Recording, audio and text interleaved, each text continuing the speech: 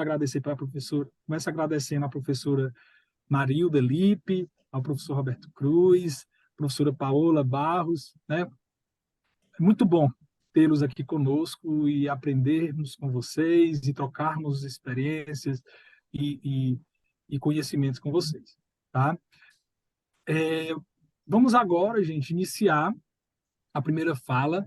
Nós vamos iniciar a fala pela professora doutora Marilda Lippe, que vai conversar conosco sobre a avaliação do estresse na clínica e no mundo corporativo. Tá? Professora Marilda, fique à vontade, você pode ir projetando. E aí, repito, gente, que quem quiser ir participando, pode ficar à vontade para fazer os comentários. Eu estou vendo que vocês estão interagindo bem no chat, que bacana. A gente tem gente do país todo, a gente vê aqui pessoal do Nordeste, do Norte, do Sul, do Oeste. É muito bom a gente estar se encontrando aqui, encontrando o Brasil todo se encontrando nesse evento. Então, professora, fique à vontade para iniciar a apresentação. Primeiramente, eu gostaria muito de agradecer o convite. Estão me ouvindo? Está me ouvindo? Tá? O convite de participar desse workshop, eu acho que é uma oportunidade maravilhosa. A ideia de estar aqui também com colegas que eu prezo muito, como o Roberto, e também estou vendo até que a Claudiane também está aqui presente, né? É muito bom ver vocês todos, ver o Ingo, a Tereza, é sempre um grande prazer. Eu gostaria, então, de começar a partilhar aqui meu data show, e eu vou falar sobre um assunto que é fundamental, né? Que é a avaliação de estresse nos dias atuais, porque realmente o estresse está muito prevalente, nós temos aqui muita responsabilidade para quem é da área de saúde, né? Para estar lidando com essa situação atual de estresse, não só no Brasil, mas no mundo inteiro. Tá, então, eu vou começar falando sobre a avaliação do estresse na clínica e no mundo corporativo. Eu sou diretora do Instituto de Psicologia e Controle do Estresse. Eu sou membro da Academia Paulista de Psicologia, onde ocupo a cadeira número 7. É uma grande honra estar fazendo parte dessa academia. Eu só queria mostrar para vocês aqui. Além disso, em termos de produtividade, eu tenho 27 livros organizados ou publicados. Então, na área do estresse, na área da psicologia, eu tenho sido bastante atuante, né? E sou diretora, então, desse instituto aqui, que tem um nome fantasia de Centro Psicológico de Controle do Estresse, CPCS. E o CPCS, ou IPCS, existe desde 1985. Nessa entidade, nesse instituto, nós oferecemos cursos de pós-graduação em terapia cognitivo-comportamental. Os cursos são aprovados pelo MEC e pelo Conselho Federal de Psicologia também. Nós promovemos pesquisas sobre estresse. Claro que a gente tem atendimento psicológico direto dentro da TCC, e também temos muito trabalho com empresas e órgãos governamentais. Então, na realidade, nós trabalhamos em vários pilares, e todos eles com muito sucesso desde 1985. Então, são mais de 30 anos de trabalho na área.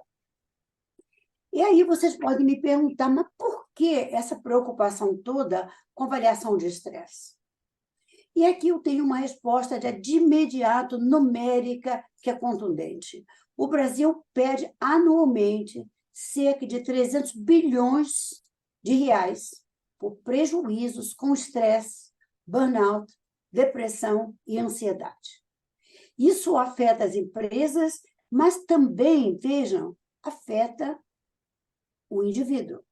Porque nós temos que pensar não só em termos de uma organização macro das empresas, mas nós temos que pensar também naquele indivíduo que vai na nossa clínica, aquele indivíduo que está ali na sociedade e que muitas vezes nem sabe o que é o estresse. Tá? Então, conhecer o estresse, avaliar o estresse, tem a ver com o psicoterapeuta e também com as organizações de trabalho. É algo que compete a todos nós. Agora, como é que nós podemos promover saúde mental? Como é que nós podemos promover prevenção de transtornos mentais se os gestores e os clínicos não tiverem dados objetivos e precisos nos quais se basearem. Então, não basta, de uma maneira muito geral, dizer precisamos controlar o estresse, precisamos prevenir o estresse. Nós temos que falar também, muito bem, mas quais são os nossos dados? O que está acontecendo? E aqui eu tenho alguns dados de 2020, e eu tenho também dados de 2022, que eu vou apresentar para vocês. Em 2020, no meio da pandemia, naquela confusão horrível que nós estávamos enfrentando, o índice de estresse subiu de uma maneira assustadora, chegou a 60% da população. E isso não foi só no Brasil. No mundo inteiro, houve um aumento tão grande que a Organização Mundial de Saúde, em 2020, publicou uma declaração de que o estresse estava ligado, estava associado aos transtornos mentais. E, mais ainda, declarou que o estresse está na ontogênese dos transtornos mentais, não só no surgimento, mas na manutenção dos transtornos mentais. Nessa época, em 2020, o índice de ansiedade estava muito alto também, estava 57,5%, depressão 26% e pânico, acreditem, terrivelmente, 14%. Isso quer dizer que 14% das pessoas, de cada 100 pessoas, estavam sujeitos a ter um ataque de pânico. Muito grave, porque pânico, para quem já viu um ataque de pânico, sabe perfeitamente bem que é algo muito grave.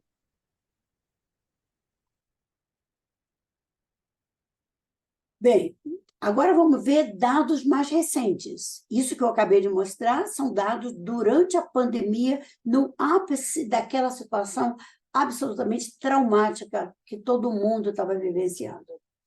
O estresse no Brasil deu uma queda pronunciada.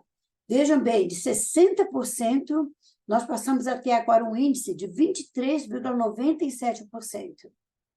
A ansiedade caiu bastante, para 36,57%. A depressão não caiu, continuou praticamente a mesma coisa, era 26%, agora 25,95%. Pânico teve uma queda pronunciada de 14% para 6,25%. Então, aqui nós temos um cenário que indica que o povo, de um modo geral, começou a lidar com o estresse, começou a lidar com a ansiedade, mas a depressão continua, ainda no nível bastante elevado. Mas pânico teve uma queda, quer dizer, o estresse diminuiu, a ansiedade diminuiu e o pânico também diminuiu. Porém, notem aqui do lado a informação sobre qual o nível de estresse que a população diz que estava sentindo em 2022. 43,38% de quem respondeu ao questionário, que foram 2.111 pessoas, 43,38% declararam que o seu nível de estresse estava 8, 9 e 10, numa escala de 1 a 10. Então, embora nós tenhamos visto uma queda no índice de estresse, nós estamos vendo aqui também uma intensidade de estresse muito elevada. E nível 10, que é o máximo de estresse que você poderia estar aguentando, né? 10% das pessoas. Nível pequeno de estresse, 2 e 3, 5%. Então, nós estamos vendo aqui que, embora tenha havido um alívio, e a literatura internacional mostra a mesma coisa, não foi só no Brasil, não. Em outros países também, é um estudo da Organização Mundial de Saúde, com 111 países, que mostra que o índice de estresse caiu após a pandemia, retratando aí uma habilidade do ser humano de se adaptar, mas mesmo assim, 24% de pessoas com estresse num país é muita gente. Então, o alívio foi grande, mas ainda continua a ser um problema realmente para se tomar cautela. Então, aí você pergunta, mas o que de fato é estresse? É uma doença? E para quem não conhece exatamente o que é o estresse, eu devo lhes dizer que não é uma doença. E também não é um vírus, não é bactéria, e o estresse não causa nenhuma doença. O estresse, pura e simplesmente, abre as portas, torna as pessoas mais vulneráveis a doenças já estabelecidas aparecerem. Então, veja, o estresse é uma reação do organismo e tem componentes físicos, como dores de cabeça, dores de estômago, tensão muscular. Tem também componentes psicológicos, como irritabilidade, nervosismo, ansiedade. E essa reação tão complexa, ela é causada pelas alterações psicofisiológicas que ocorrem quando a pessoa se confronta com uma situação de um modo ou de outro, a irrite, amedronte, excite, confunda ou até que a torne imensamente feliz. Porque coisa boa dá estresse. Obviamente, eu prefiro muito mais ter estresse tendo tirado na loteria. De todo modo, é um estresse. Por quê? Porque a adaptação é necessária. E quando há adaptação, há estresse. Então, entendo aqui que o estresse não causa nenhuma doença, é uma reação do organismo. E essa reação pode dar espaço para doenças já pré-determinadas ou doenças oportunistas aparecerem. Agora, o estresse está associado a secreções de mensageiros químicos. Então, o estresse leva à produção de neurotransmissores como dopamina, serotonina, que nós temos aí uma quantidade muito grande que aparece no organismo, uma produção grande, e também de hormônios, como adrenalina, cortisol, noradrenalina, e cada um deles, cada um desses neurotransmissores, cada um desses hormônios, cada um deles tem uma função. E essa função é que nós temos que tomar cuidado para poder administrar a reação plena do estresse. Então, aí vem uma pergunta muito importante. O estresse afeta as pessoas da mesma forma? Todo mundo tem estresse igual? Não. Há diferenças individuais marcantes. E diferenças essas que vêm da genética, com fatores hereditários, tendência a ter mais depressão, tendência a ter mais ansiedade. É uma questão da sensibilidade do sistema límbico do ser humano, e isso nós não causamos, ele já vem conosco. Agora, paralelamente, há aqui a contribuição da história de vida de cada um. E é aí que nós vamos ver a diferença no ser humano. Nós somos diferentes na reação do estresse. Agora, quero esclarecer. No primeiro momento, quando o ser humano se confronta com algo que é um desafio muito grande, todos nós reagimos igual. Aquele primeiro choque, aquela primeira reação do estresse, ela é única, ela é igual para todo mundo. As diferenças individuais, elas aparecem com o agravamento do estresse. À medida que o estresse se torna mais crônico, mais intenso, aí você, ser humano, vai ter as suas peculiaridades, você vai ter as suas diferenças. Eu vou ter umas, você vai ter outras. Então, a pessoa pode desenvolver uma hipertensão, porque veio de uma família hipertensa e já carregava essa tendência a vir a ter hipertensão, e o outro ser humano pode desenvolver uma esquizofrenia, porque ele já veio de uma família que tinha esse gene e ele já herdou isso aí.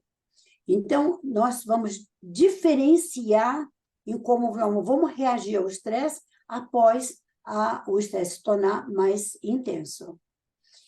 E aqui eu queria lhes falar um pouco sobre o modelo quadrifásico do estresse, que é fundamental para se entender o percurso do estresse. O estresse não aparece e some de repente. O estresse se desenvolve em etapas. E essas etapas nós chamamos de fases do estresse. Tenho aqui esse gráfico que mostra a produtividade do estresse na linha vertical, e nós temos aqui a linha horizontal, mostrando o estresse e o agravamento dele, do estresse, através das fases. Então, no início, a produtividade da pessoa, sem nenhum estresse, pode estar muito baixa. A gente precisa de um pouquinho de estresse para ter ânimo, ter vigor, energia. Aí o alerta vem com a fase boa, a fase em que você se movimenta para fazer acontecer, ou se proteger, ou tomar alguma iniciativa. Após algum período, você entra numa fase de resistência, depois exaustão e, finalmente, você cai na quase exaustão. E a produtividade do ser humano varia de acordo com a fase do estresse. Por isso que, para as empresas, isso é muito importante. Porque a empresa precisa entender como gerenciar o estresse dos seus funcionários para impedir que fique tão demasiado que a pessoa caia em exaustão. Bem, quando o estresse está demais, quando o estresse chega nesse nível aqui de exaustão, que é o estresse máximo, há uma quebra na capacidade de lidar com os estressores e com a reação orgânico-mental que é desencadeada. Estressado, deprimido, ansioso, o ser humano adoece física ou mentalmente, e pior ainda, às vezes nas duas áreas. Ele deixa, então, de ser um cidadão pleno para passar a ser um encargo para a sociedade, porque ele não mais funciona de uma maneira adequada. E aí você vê, quando o estresse está desenvolvendo, reações psicológicas, cognitivas, fisiológicas e interpessoais. Todas as nossas áreas de atuação são influenciadas pelo estresse. Por isso que é tão importante fazer uma boa avaliação do estresse. Vamos saber em que área aquele ser humano está sendo mais afetado, né? E, então, para se fazer uma avaliação do estresse, nós precisamos ter instrumentos válidos. Nós precisamos ter instrumentos que sejam científicos e também que sejam acessíveis. Não adianta se ter um instrumento fantástico que tenha tantas perguntas que uma pessoa estressada não consiga prestar atenção para responder.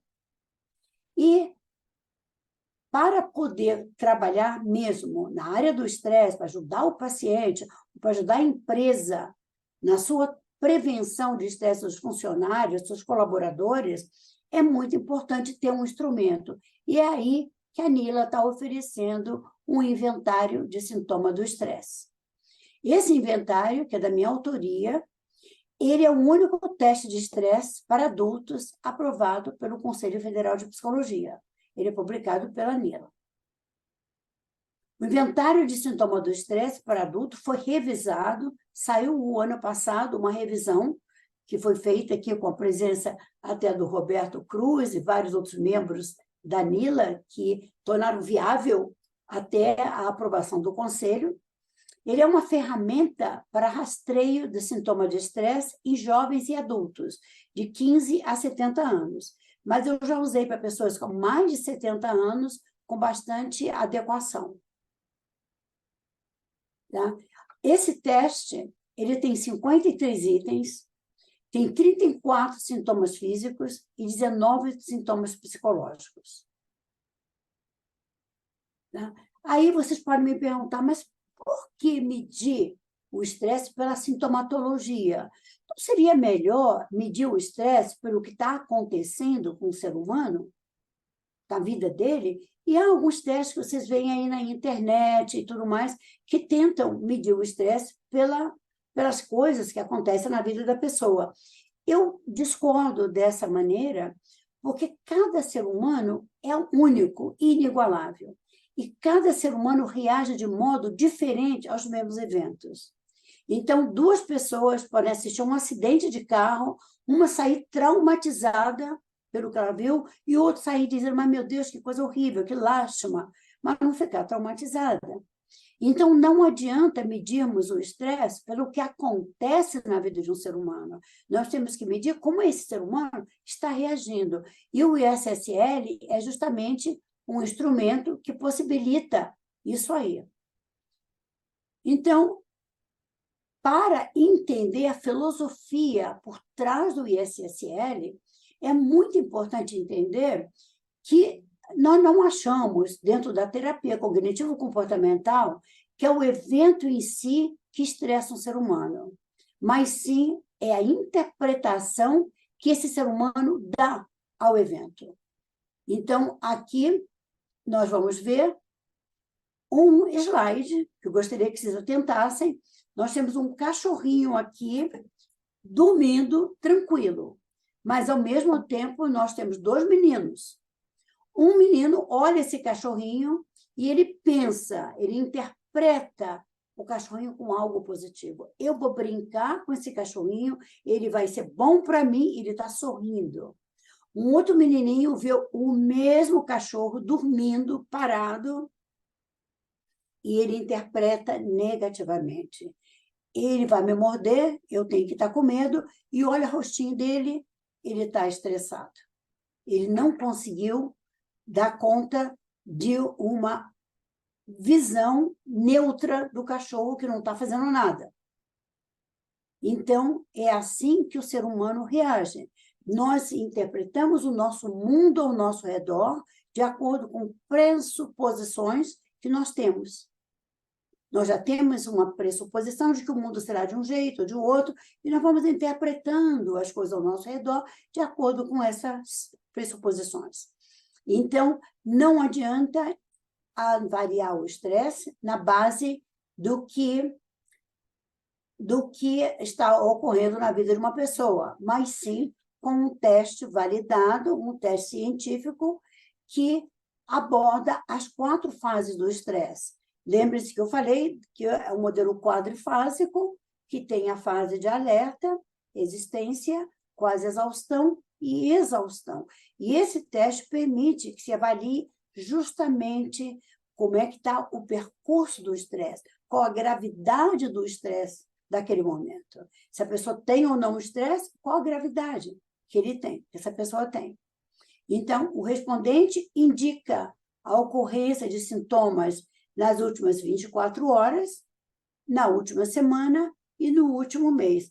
A grande vantagem desse teste é, além de permitir um diagnóstico preciso do estresse, é a rapidez com que você pode aplicar. Ele não requer mais que uns 10 minutos em média, às vezes até menos, para a pessoa responder. Então, ele tem um valor muito grande para a pessoa estressada, que, em geral, está impaciente, que não está querendo perder tempo. Então, essa pessoa, às vezes, tem dificuldade de responder a um teste muito longo, muito complicado. Precisa de algo mais imediato, algo um pouquinho mais rápido. De 8 a 10 minutos, as pessoas respondem. Dependendo do nível sociocultural da pessoa, pode demorar um pouquinho mais ou um pouquinho menos, né? Pode ser aplicado de maneira coletiva ou individual. Eu uso, às vezes, até para 1.000 pessoas num auditório, com instruções bem precisas, ele pode ser administrado, tá? E aí você consegue detectar se o teu paciente tem ou não estresse. É de fácil aplicação, fornece uma medida objetiva da sintomatologia do estresse em pessoas de ambos os sexos. O teste pode ser administrado, como eu disse, de maneira individual ou maneira coletiva. Agora, é fundamental que o examinador, tanto na aplicação individual como na coletiva, enfatize o período da sintomatologia. Porque, vejam bem, se a pessoa teve um pico de pressão alta, que seria da fase 1 do estresse, não é a mesma coisa da pessoa ter hipertensão arterial, que já é lá da fase mais avançada do estresse. Pode parecer para o leigo, a pressão está alta, mas não. Está alta naquele momento, é uma pressão continuada, então o teste demanda que você atente para o período de tempo da sintomatologia. Quanto tempo esse sintoma está ocorrendo. Agora, embora seja de muito fácil aplicação, e também é fácil a correção, o teste demanda a interpretação de uma pessoa especializada na área do estresse. O psicólogo tem que saber entender o que é o estresse, qual é o percurso do estresse, qual é o tipo de sintomatologia, para ele poder fazer uma boa avaliação aqui do que está acontecendo. Tá? A interpretação deve ser realizada pelo psicólogo, já que é um teste psicológico, tá? Ele não permite somente saber se a pessoa tem ou não estresse. ele tem uma outra característica que eu acho muito interessante, que é saber a gravidade do quadro. Então, você pode não só saber se a pessoa está estressada, mas você pode saber também se a pessoa está ali no nível leve ou um nível mais sério do quadro do estresse, né? E dos resultados, ela é baseada em quartis, que se encontram definidos no manual do Inventário de Sintomas do Estresse revisto. Tá? E vai, de acordo com esses quartis, a pessoa pode estar com a sintomatologia leve ou ela pode estar com uma sintomatologia muito séria. Tá? Dependendo do quartinho que ela está, ela pode estar no nível baixo de estresse, que seria o alerta, ela pode estar no nível moderado, que seria a fase de resistência, no nível alto, que é quase exaustão, ou então no nível de gravidade muito grande, que seria a quase exaustão. Então, a gravidade do quadro é relacionada às 4 fases.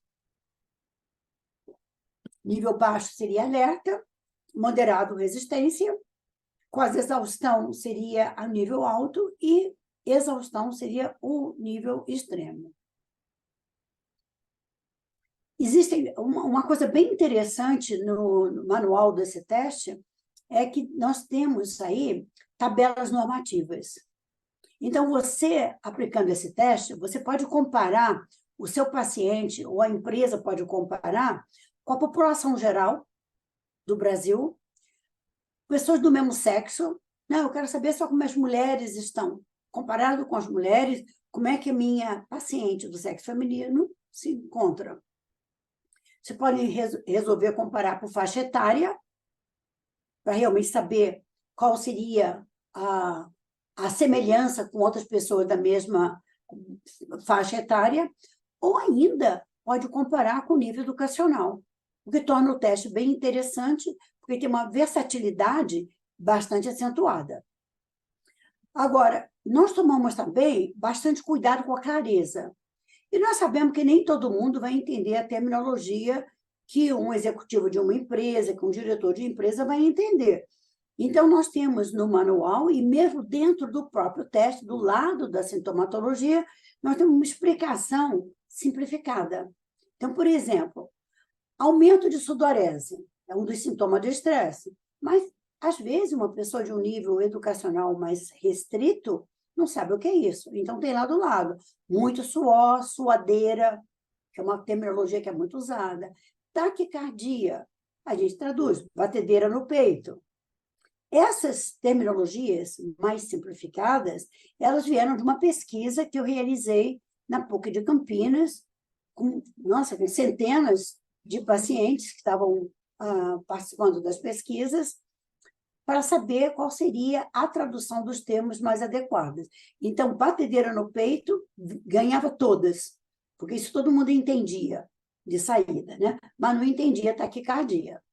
E assim por diante. Então, tem várias... Libido, por exemplo. Às vezes a pessoa não sabe o que é libido. Então, tem a tradução do que é a libido. E assim por diante. Então, uma cautela que vocês têm que tomar se estiverem aplicando isso para uma população que seja menos favorecida do ponto de vista educacional.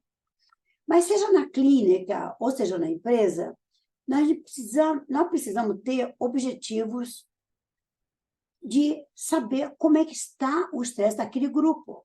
Não adianta começar numa empresa um trabalho de qualidade de vida, um trabalho de controle do estresse, se eu não sei onde eu estou pisando. Então, eu acho que uma linha de base é fundamental. E essa linha de base é fundamental para a empresa, sim, mas também é útil na sua clínica. Na minha clínica, nós temos vários terapeutas que atendem na clínica, é uma equipe grande, todo mundo aplica o ISSLR na primeira consulta. Porque se o paciente entra numa clínica de estresse, é porque ele já está procurando alguma coisa sobre o estresse. Então, nós imediatamente aplicamos o teste para saber, para ter uma linha de base. E esse teste pode ser aplicado depois de algum tempo de terapia, para você saber se o seu paciente evoluiu no quadro, E também na empresa, antes e após os programas de qualidade de vida e de estresse, controle do estresse. Então, aqui que eu estou falando, faz uma linha de base comparativa, aplicando o ISSL antes e após períodos de psicoterapia, ou então períodos também na empresa, né? Agora, um ponto fundamental aqui. O psicólogo clínico, ele não pode se basear somente nos dados numéricos. O KIT sabe e contempla isso também. O ISSLR tem um kit, no seu kit, orientações clínicas para o psicólogo clínico. Rapaz,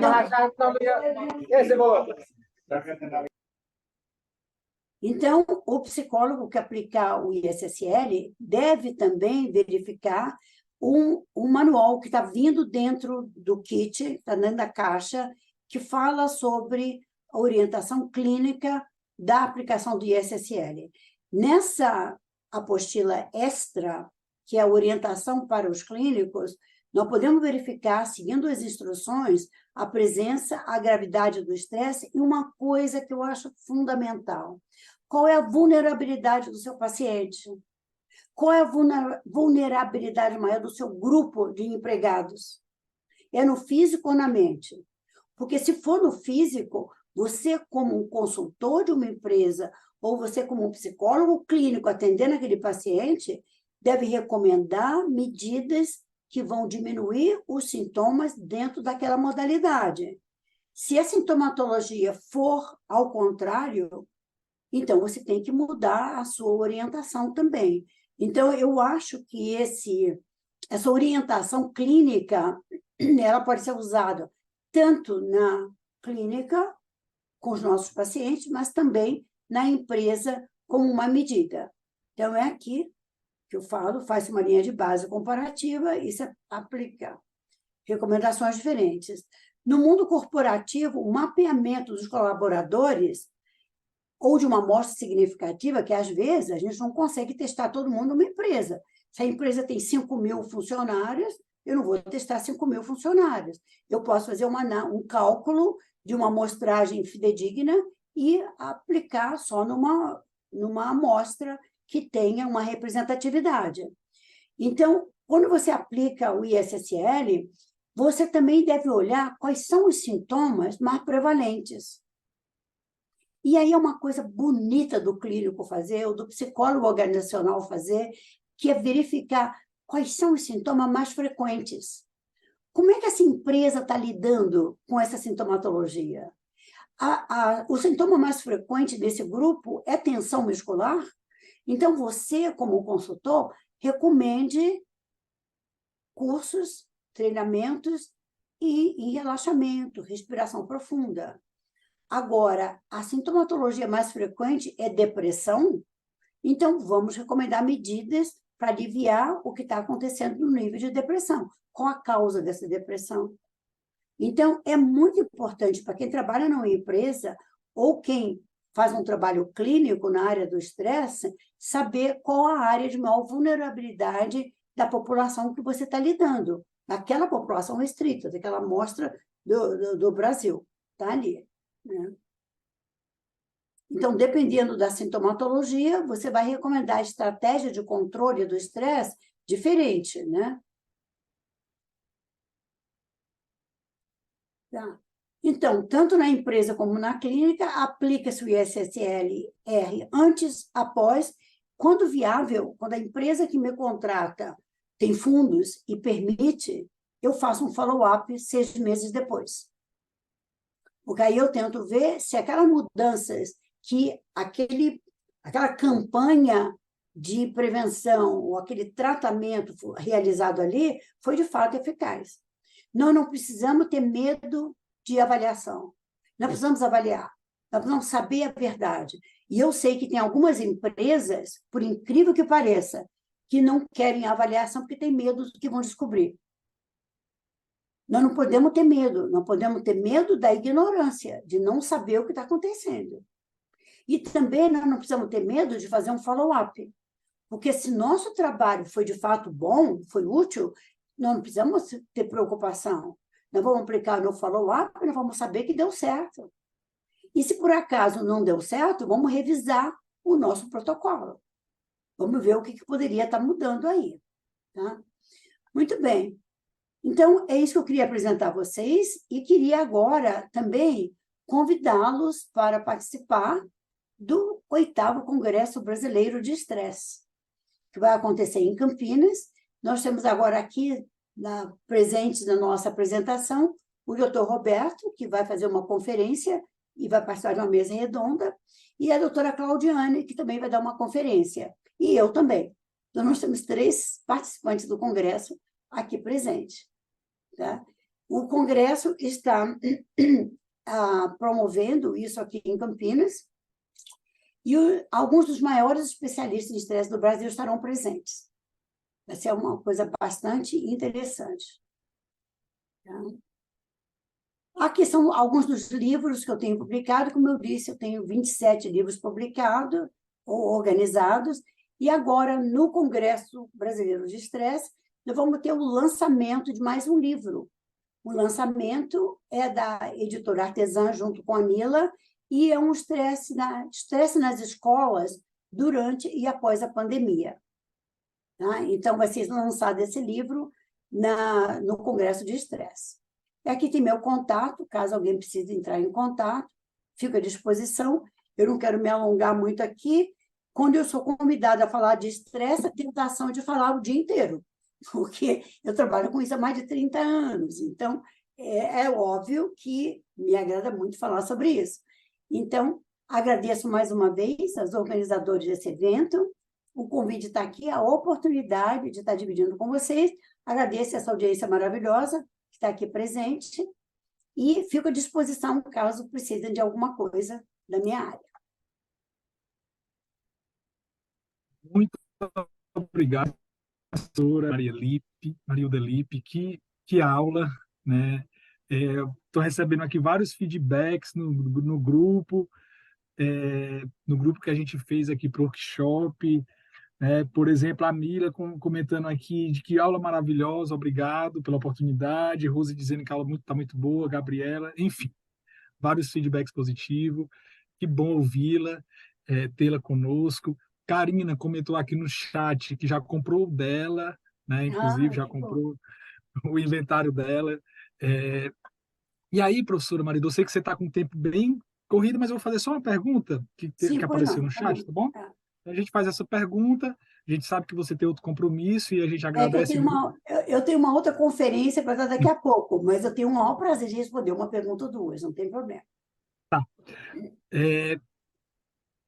Perdi o nome aqui, mas já pronto, encontrei. Pergunta foi do colega Ricardo Barbosa Silva, né, que ele perguntou em relação à questão da população, da pesquisa, né, de normatização das tabelas. Né? E ele fala, essa população da pesquisa era de quais estados, de quais regiões? Então, essa é a pergunta do Ricardo Barbosa. Sim. Ricardo, eu não sei se a sua pergunta se refere à pesquisa do ISSL ou se você se refere à pesquisa sobre estresse. Do ISSL, a pesquisa foi com mais de 45 mil pessoas do país inteiro, de várias partes do país. Então, é uma pesquisa muito sólida, um banco de dados muito grande, que dá muita fidedignidade às análises que foram realizadas, né? Agora, se você está se referindo à pesquisa do Instituto de Psicologia e Controle do Estresse, essa população de 2.111 pessoas que fizeram parte dessa última pesquisa, em 2022, foi uma amostra aleatória. As pessoas receberam informações através de Instagram, de Face, de redes sociais, de professores, de várias instituições, e responderam a uma pesquisa online sobre isso. Então, nós tivemos representantes de todo o país. Todos os estados tiveram alguma representatividade. Claro que alguns estados tiveram uma representatividade maior, mas todos tiveram uma representatividade. Então, eu diria que representa realmente o povo brasileiro. Perfeito. Pergunta respondida. Assim, eu só quero enfatizar e deixar aqui minha gratidão, professora, por você ter disponibilizado esse tempo para estar aqui conosco. Queria deixar já de registrar também que a gente tem 101 pessoas, agora 100 pessoas acompanhando o nosso evento. É um público muito interessante para um dia da semana à noite. E queria lembrar também para quem chegou e não pegou a acolhida, o início do evento, nós vamos, no final do evento, ter um sorteio e vamos ter também uma promoção especial, inclusive uma promoção do ISSL, tá? Então, quem aí Ótimo. foi Muito interessado em contente. adquirir um inventário, no final do evento a gente vai dar essa oportunidade para que você compre esse material com uma condição especial. Muito Professor, obrigada. Então, eu vou sair agora, que eu tenho essa outra palestra para dar. Muito obrigada pela presença de todos vocês que estão aqui na audiência, um pessoal muito simpático. Muito obrigada a você pela essa oportunidade de estar aqui conversando com colegas com quem eu sempre lido, que são muito especiais para mim também. Boa noite, então. Obrigada, muito sucesso aí no evento. Obrigado, Marilda. tchau, professora Marilda, muito obrigado, parabéns pela apresentação. E aí a gente vai dar continuidade no evento, né, já passando para a fala do segundo autor, né, do professor Dr. Roberto Cruz, que vai apresentar, que vai conversar conosco na noite de hoje sobre a avaliação de risco psicossocial com base na nova resolução, né? Então, ele vai nos atualizar sobre a avaliação de riscos psicossociais, tá? Professor Roberto, fique à vontade, tá? Fique à vontade para compartilhar e para iniciar a sua apresentação. Muito bem. Primeiro, boa noite a toda a audiência. Queria agradecer o convite, André, você e do seu time, da Avance. É sempre bom falar para o Brasil inteiro, mas especialmente para a região Nordeste. Dizer aí que nós temos aí uma participação bastante legal. Aqui eu estava vendo das pessoas do Brasil inteiro. Queria cumprimentar o doutor Ingo Gunter, diretor-presidente da Nila Press, Denise, todo o time, Gabriela, Danila Press, que está aqui presente, cumprimentar a doutora Paola Barros Delben, minha colega aqui de Santa Catarina, e que me honra muito participar com ela desse debate. E, obviamente, cumprimentar agora, na ausência, a doutora Maria Lippe, uma pessoa que eu conheci quando era estudante de psicologia ainda, e que até hoje a gente sabe que é uma referência nos estudos clínicos, especialmente do estresse, mas que, obviamente, ela já avançou bastante para a área organizacional. Bom, eu sou psicólogo, pesquisador da área, né, da avaliação psicológica, especialmente na área ocupacional e na área de saúde em geral. E a gente tem vários, obviamente, trabalhos nessa área. Eu vou destacar, eu vou tentar ser breve, até em função do horário para todos. Eu fiz alguns slides, eu vou tentar destacar nesses slides o que eu considero essencial para uma discussão sobre o que a gente chama de avaliação de riscos psicossociais relacionados ao trabalho, tá? E essa discussão ela é muito importante por algumas razões bem objetivas. André, eu estou começando a plotar os slides, ok? E aí vou... Perfeito, está carregando aqui. Aham. Tá um pouco lento para carregar, né? Talvez seja a minha internet.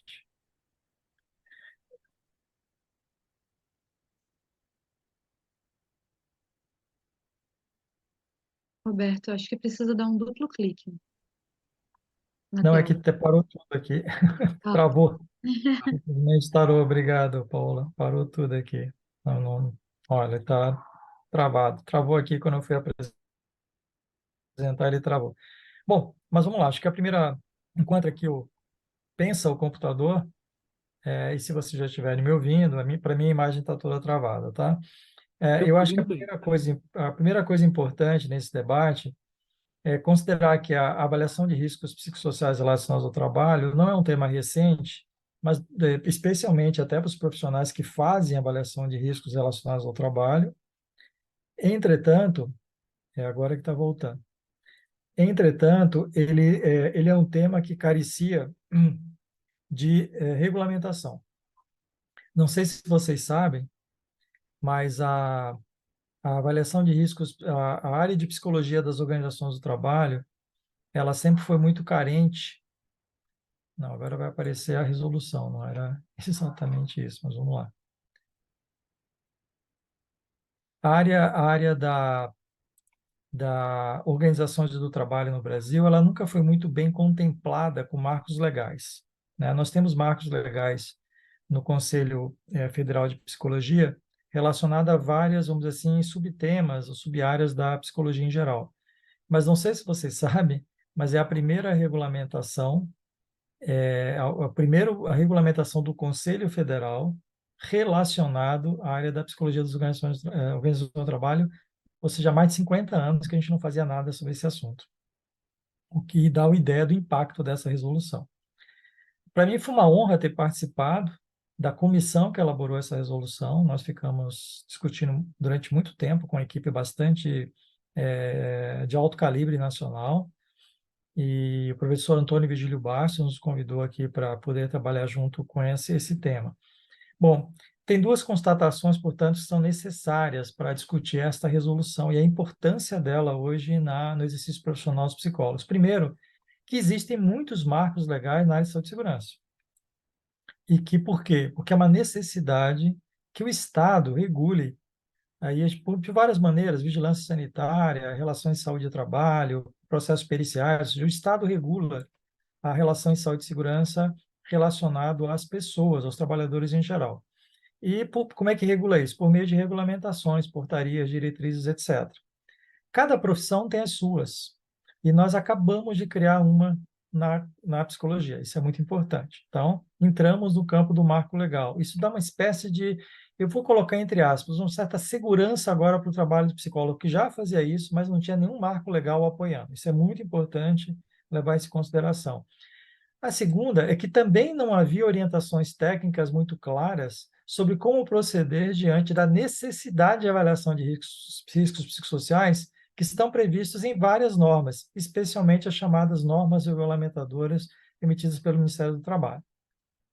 E aí o que acontece? Como nós tínhamos prática, mas não tínhamos orientações técnicas, muito menos marcos legais, o que aconteceu? Ao emitir esse marco legal, ele, de certa maneira, suscitou alguns desafios, ou seja, quais são os conceitos que eu devo usar, quais são os métodos e recursos que eu devo usar para cumprir a nova regulamentação, ou seja, como é que eu devo proceder diante desse novo marco legal.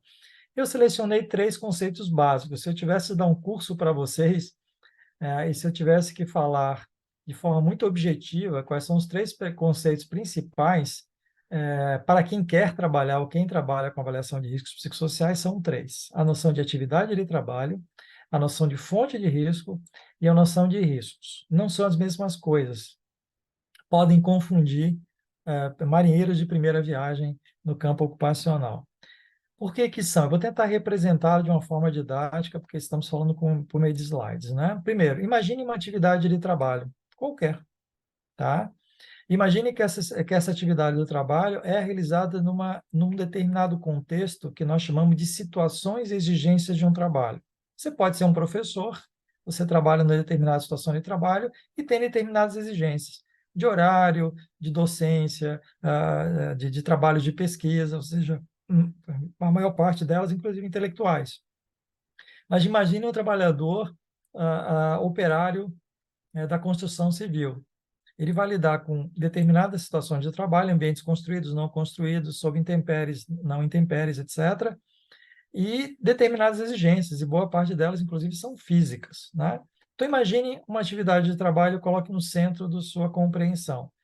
Toda a avaliação de riscos psicossocial se dirige a uma atividade de trabalho. Essa é a parte mais importante agora. Ou seja, você precisa compreender algumas características de uma atividade de trabalho. E que características são essas? Eu vou resumi-las. É como se o psicólogo fizesse as seguintes perguntas para si mesmo. O que é esse trabalho? Quais são suas características? Quem faz? Ou seja, quais são as características do trabalhador que faz esse trabalho? Terceiro, como é feito esse trabalho? Que recursos são utilizados? Os meios, os métodos, né? São utilizadas as ferramentas, quando for o caso. Com quem faz, ou seja, você trabalha sozinho, interage com pessoas, se relaciona com pessoas de modo presencial ou remoto, você atende clientes, você dá ordens, você comanda, você é líder, você não é liderado. com quem você trabalha, quais interações você faz e quais comunicações resultam dessas interações. E, por fim, onde, em que contexto você trabalha correndo atrás de um caminhão, um gari, né, pegando lixo na rua e coletando lixo domiciliar, ou você trabalha, por exemplo, sendo um juiz de direito numa audiência processual, ou você trabalha aí como um professor ou como qualquer outro trabalhador de maneira geral. Perceba que aí são 5 perguntas essenciais para um psicólogo, ao iniciar um processo de avaliação de riscos, compreender de que trabalho ele está falando. Não é? Não é só do que trabalhador você está falando. Isso é muito importante na resolução. Que trabalho é esse? Observe que a noção, isso é importante agora, o conceito é avaliação de riscos psicossociais relacionados ao trabalho. Significa que você vai ter que avaliar alguns aspectos da situação de trabalho ocupacional, ou seja, naquele ambiente de trabalho, naquele contexto, e aqueles aspectos ou situações que estão relacionados ao trabalho, mas que não são necessariamente ocupacionais. Por exemplo, problemas familiares podem interferir no trabalho? É uma situação relacionada ao trabalho, mas não é ocupacional. Será que poderia ser uma fonte importante de consulta para o psicólogo para lidar com avaliação de riscos? Esse é um tema bastante interessante, tá? Depois, se houver necessidade, eu vou me deter. Segundo conceito fundamental, noção de fonte de risco. Fonte de risco não é igual a risco. Todo trabalho e toda a vida nossa contém fonte de risco. O que são fontes de riscos? Quaisquer agentes biológicos, mecânicos, poluidores, quaisquer eventos da vida e relacionados ao trabalho que sejam nocivos ou perigosos são chamados de fontes de risco. Tá? A fonte de risco não é o risco, isso é muito importante. Por exemplo, a gente costuma dizer, coloque uma água fervente na cozinha, né, em cima do fogão. Tá? A água fervendo na cozinha é uma fonte de risco. Ela só se torna um risco quando a criança se aproximar dela. Não é isso? Quando começar o processo de exposição à fonte de risco. Tá? Então, por enquanto, a gente precisa distinguir muito, de forma muito importante, quando eu vou avaliar uma situação de trabalho, onde é que estão os agentes nocivos, onde é que estão os perigos, onde é que estão as fontes que são potencialmente causadoras de danos, lesões, perda na qualidade da saúde, afetam a integridade pessoal ou até coletiva de um conjunto de trabalhadores. Né? Isso é muito importante, a noção de fonte de risco. Perceba que a fonte de risco está no trabalho e fora do trabalho. Algumas fartamente relacionadas ao trabalho, mas estão fora do contexto ocupacional. Também isso é muito importante porque o conceito é relacionado ao trabalho, não é somente ocupacional. Tá? Isso é muito importante. Tá? Muito bem. Se fonte de risco é isso, o que é risco?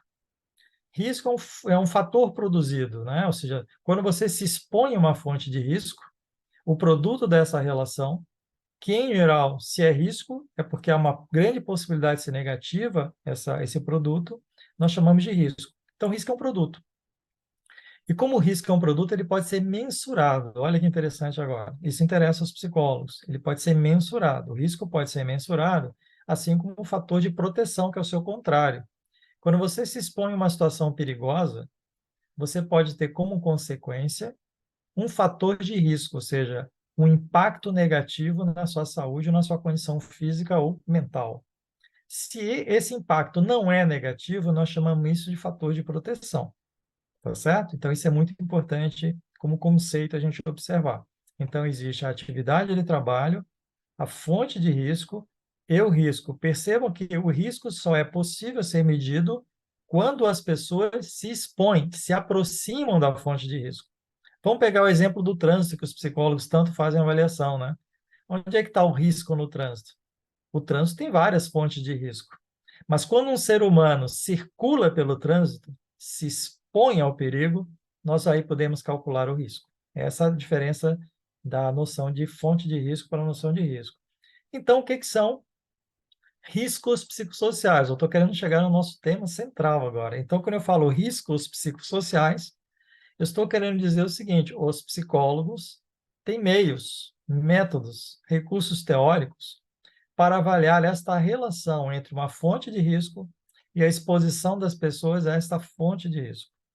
Se a explicação é que se o impacto for negativo, ou seja, afetar a saúde, a segurança ou a integridade pessoal ou até coletiva, o coletivo de trabalhadores, nós chamamos isso de fator de risco.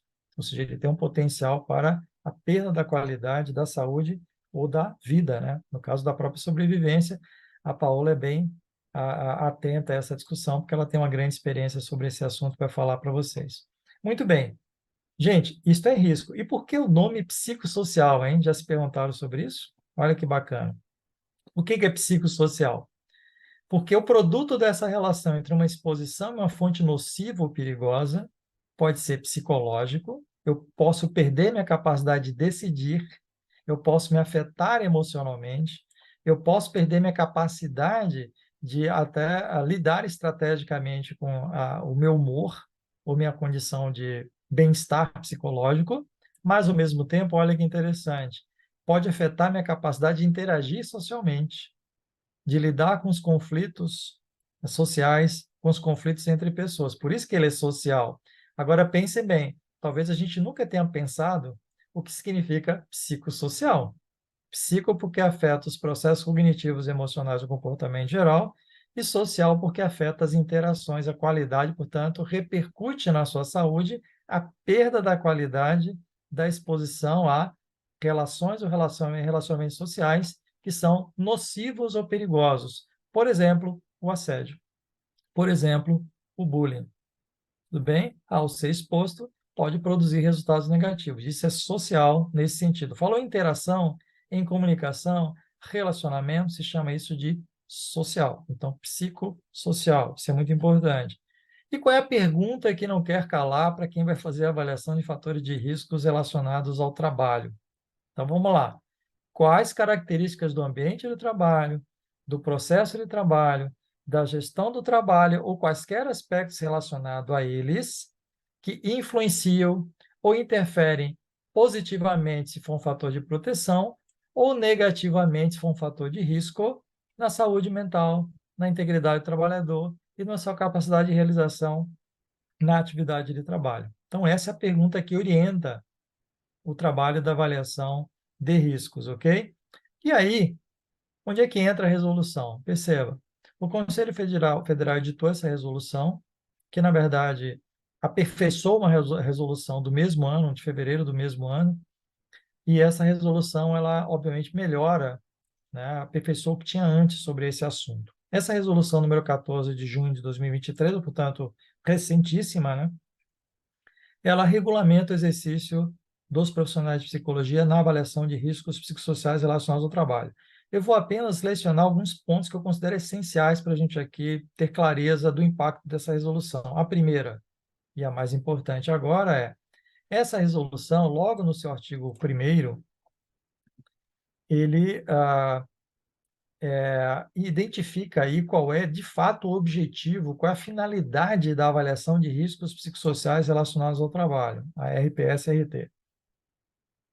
E é muito claro isso, ó. O psicólogo e a psicóloga que vão realizar a avaliação de riscos psicossociais relacionados ao trabalho têm a finalidade, esse trabalho, de produzir conhecimentos voltados a... Por que eu vou avaliar riscos? Porque eu quero identificar quais são as possibilidades de proteção no trabalho a essa exposição às fontes e perigos do processo de trabalho. Então, toda avaliação de riscos psicossociais relacionados ao trabalho, ela vai na direção de conduzir um conhecimento necessário para promover a segurança, a saúde e a integridade dos trabalhadores em geral, nas organizações de trabalho, sejam elas públicas ou privadas. Muito bem. Se essa é a finalidade geral, como é que deve ser a atuação dos psicólogos? Olha que interessante. A resolução ela dá duas perspectivas. Ela dá uma perspectiva compulsória, ou seja, há marcos legais, especialmente as chamadas normas regulamentadoras, que obrigam as organizações a realizarem avaliação de riscos psicossociais relacionados ao trabalho. Então, significa que os psicólogos têm aí um campo profissional para trabalhar. Já existe, já é feito. E ele é compulsório. As organizações são obrigadas a fazê-lo.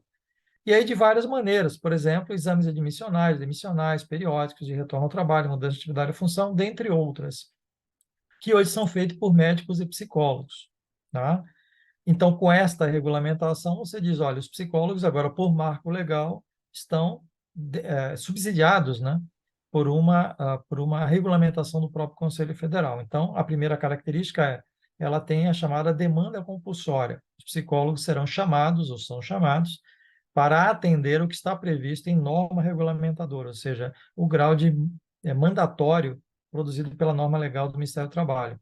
E a segunda característica que é interessante, no próprio artigo do parágrafo 2º, ele também diz o seguinte: a demanda pode ser voluntária, ou seja, a qualquer momento, um psicólogo pode ser chamado a realizar a avaliação de riscos psicossociais relacionados ao trabalho, por quaisquer que sejam as necessidades de uma organização. Pode ser de uma comissão interna de prevenção de acidentes, pode ser de um órgão de gestão de recursos humanos, pode ser de um órgão de gestão de saúde e segurança do trabalho, ou seja, a qualquer momento, e não precisa ser somente por demanda compulsória, os psicólogos podem realizar quaisquer avaliação de riscos psicossociais relacionados ao trabalho para quaisquer também contextos de trabalho, né? Desde que, obviamente, sejam associados a demandas produzidas pelas próprias organizações de trabalho, sejam elas públicas ou privadas. Então, essa eu acho que é a primeira informação extremamente importante da resolução. A segunda tem a ver com o método de trabalho, né? É claro que eu não vou aqui ler toda a resolução, mas destacando o que eu considero aspectos centrais. O método de trabalho, olha que interessante.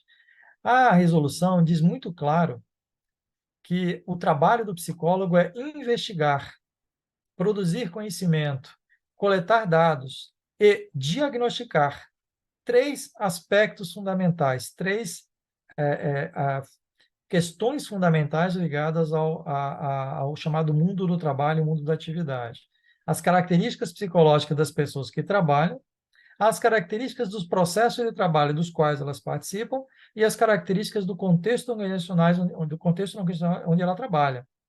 Então, nós temos a primeira pista concreta do que a resolução entende como os três marcos essenciais metodológicos, ou seja, ao fazer uma avaliação de riscos psicossociais relacionados ao trabalho, o psicólogo vai investigar e criar a possibilidade de diagnóstico, ou seja, de uma compreensão racional, né, crítica, reflexiva, levando em consideração três aspectos metodológicos: as características psicológicas do trabalhador relacionadas à exigência do trabalho, as características da própria atividade do processo de trabalho e as características do controle realizado pela organização sobre esse processo de trabalho. Está bem descrito aqui nos incisos 1, 2, 3. Tá? Então, com base nisso, ele sabe qual deve ser as direções metodológicas que deve conduzir o trabalho dele de avaliação.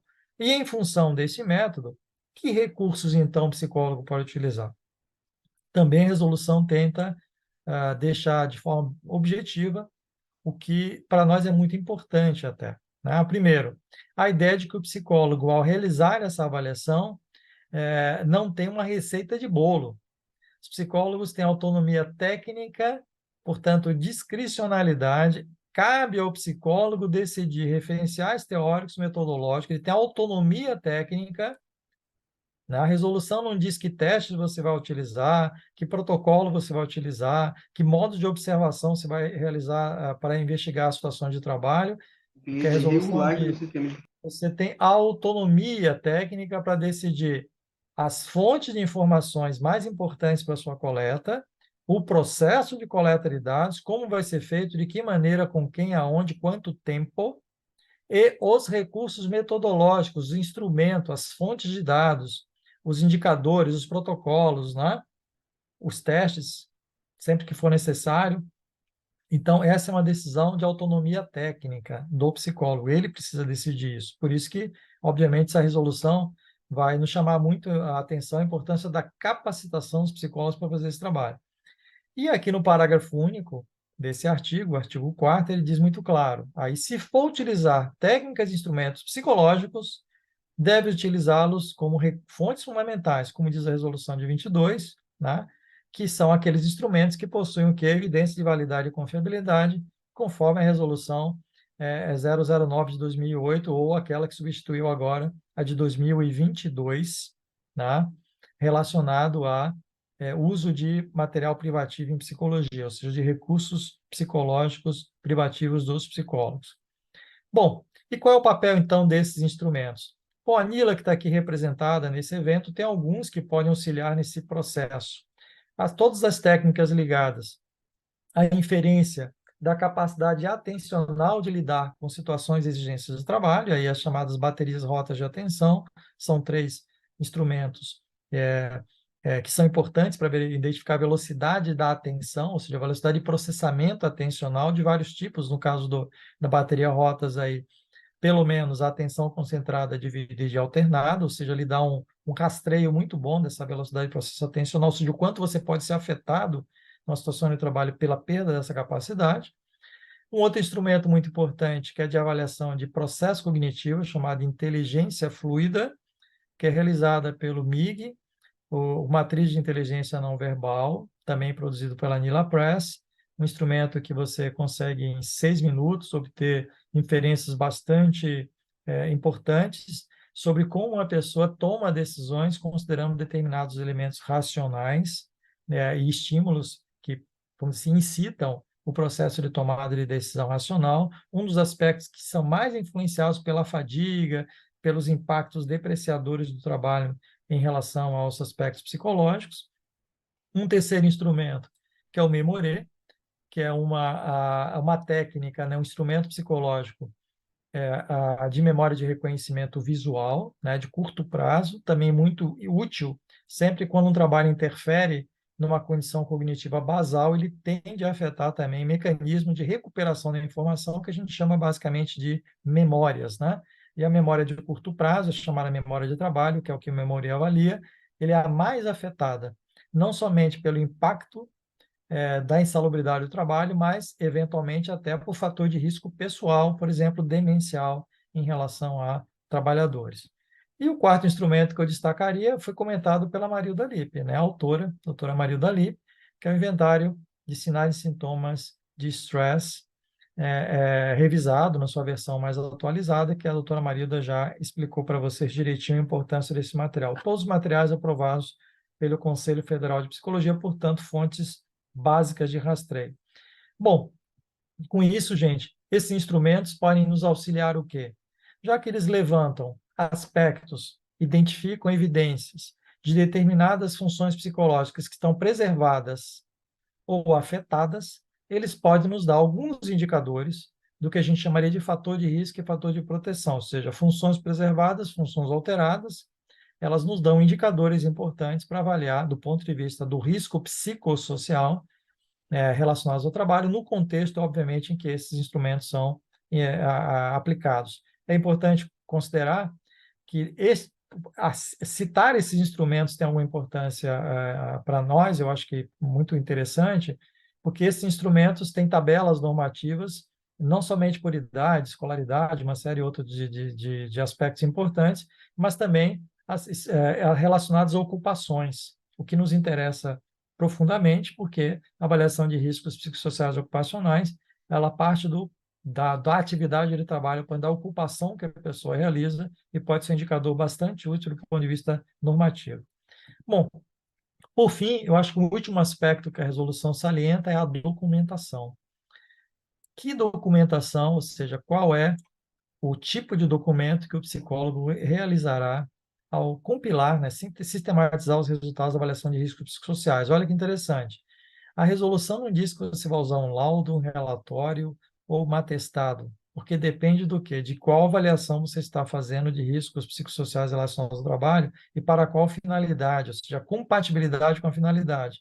Pode ser que, ao subestabelecer um diagnóstico, provavelmente você vai utilizar como documento o laudo psicológico, porque você vai o quê? Aferir determinadas condições de riscos relacionados ao aparecimento ou não de sinais importantes, né, em termos de saúde ou impactos na saúde do trabalhador, mas, eventualmente, você pode fazer uma avaliação de riscos psicossociais do trabalho, relacionados ao trabalho, por demanda voluntária, apenas para fins de levantamento de aspectos ligados à profissiografia dos cargos, por exemplo, o que poderia gerar, por exemplo, um relatório técnico e não necessariamente um laudo, porque você não está necessariamente avaliando uma pessoa ou um grupo de trabalhadores especificamente para fins de processamento normativo, especialmente na norma regulamentadora, mas para levantamento de informações importantes para gerar relatórios técnicos que sirvam à prevenção, a um programa de gerenciamento de risco e assim por diante. Ou seja, cria novamente uma oportunidade de ampliação do próprio resultado produzido pelo trabalho. Por fim, o recado básico. Por que a avaliação de riscos psicossociais é importante? E a resolução indica esse ponto, de que a avaliação de risco é um meio caminho, né? Você avalia riscos porque você quer gerar informações importantes, e a resolução diz isso desde o primeiro artigo, do artigo 1, de que essas informações são importantes para construir processos de prevenção, para construir e elaborar processos de intervenção e servir de monitoramento permanente das organizações sobre o impacto de determinado trabalho na saúde das pessoas e na segurança delas.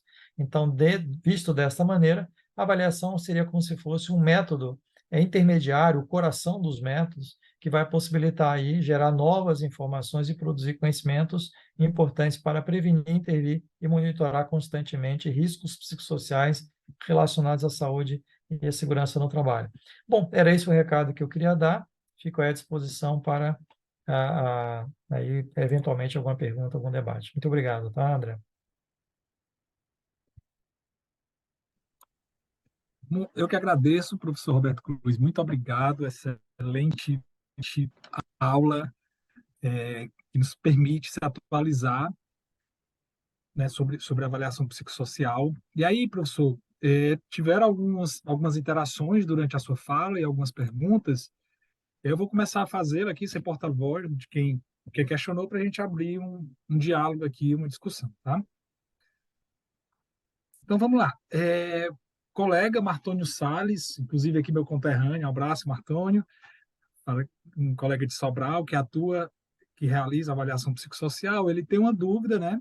E aí ele questiona: atualmente o CFP permite a realização da avaliação psicossocial de forma remota, online? Esse é o primeiro questionamento, professor. A resolução, esta resolução, ela não entra no mérito da avaliação se é online ou não, tá? Ela acaba, inclusive, e isso foi discutido na resolução, ela está sendo produzida agora, que se chama de resolução comentada. Porque como a resolução é um ato simples, normativo, ela tem uma página e meia, ela não entra em todos os detalhes, né, das implicações técnicas. Uma delas é essa que foi comentada, que eu acho importante, mas que vai aparecer agora na chamada resolução comentada. Várias dúvidas que surgem ao aplicar a resolução, ela vai acontecer o que acontece com a resolução 006, 2019, de documentos psicológicos, em que o comentário ajuda a explicar algumas especificidades da aplicação daquela norma. E uma delas é a questão de ser remoto ou não remoto. Então, neste caso, para responder bem objetivamente, a avaliação, a resolução comentada, que vai sair daqui a um pouco, vai explorar esse tema também, de forma bem orientadora. Perfeito. Primeira pergunta foi respondida, eu vou já passar para a próxima pergunta, mas antes de passar para a próxima pergunta, eu gostaria só de lembrar a todos os participantes que já foi colocado um link no chat, e esse link é o link que é um link para que você registre a sua presença no evento, que é o link que a gente vai utilizar como referência para a emissão do certificado, para a realização do sorteio no final aqui do nosso evento, e para que vocês também, para que você tenha importância, que você procure aí o link e já preencha esse formulário para que a gente tenha seus dados, para que a gente consiga emitir o certificado e para que você consiga participar do sorteio. E aí, indo agora para outra pergunta, também de uma colega, Kátia Cavalcante, que inclusive é nossa parceira lá em Pernambuco. Ela pergunta, né? E a avaliação biopsicossocial inclui o que mais? Assim, ó, do ponto de vista de regulamentação, não existe uma regulamentação de conselho sobre avaliação biopsicossocial. Biopsicossocial, na verdade, é a teoria ou o modelo teórico que subsiste, né, que está na base da compreensão de fator de risco e proteção. Então, não é o nome de uma avaliação, é o background, é o que sustenta a compreensão de uma avaliação psicossocial, ou seja, de que os eventos psicológicos estão relacionados à biocondição e a sociocondição, ou seja, tem dupla determinação. Então, é mais uma compreensão e interpretação do que o nome de uma avaliação, tá certo? É mais a compreensão do processo. Perfeito, professor. Olha, a turma interagiu bem, tá? A gente tem participação aqui, diversas participações. Imagino que é muito novo aí, ó.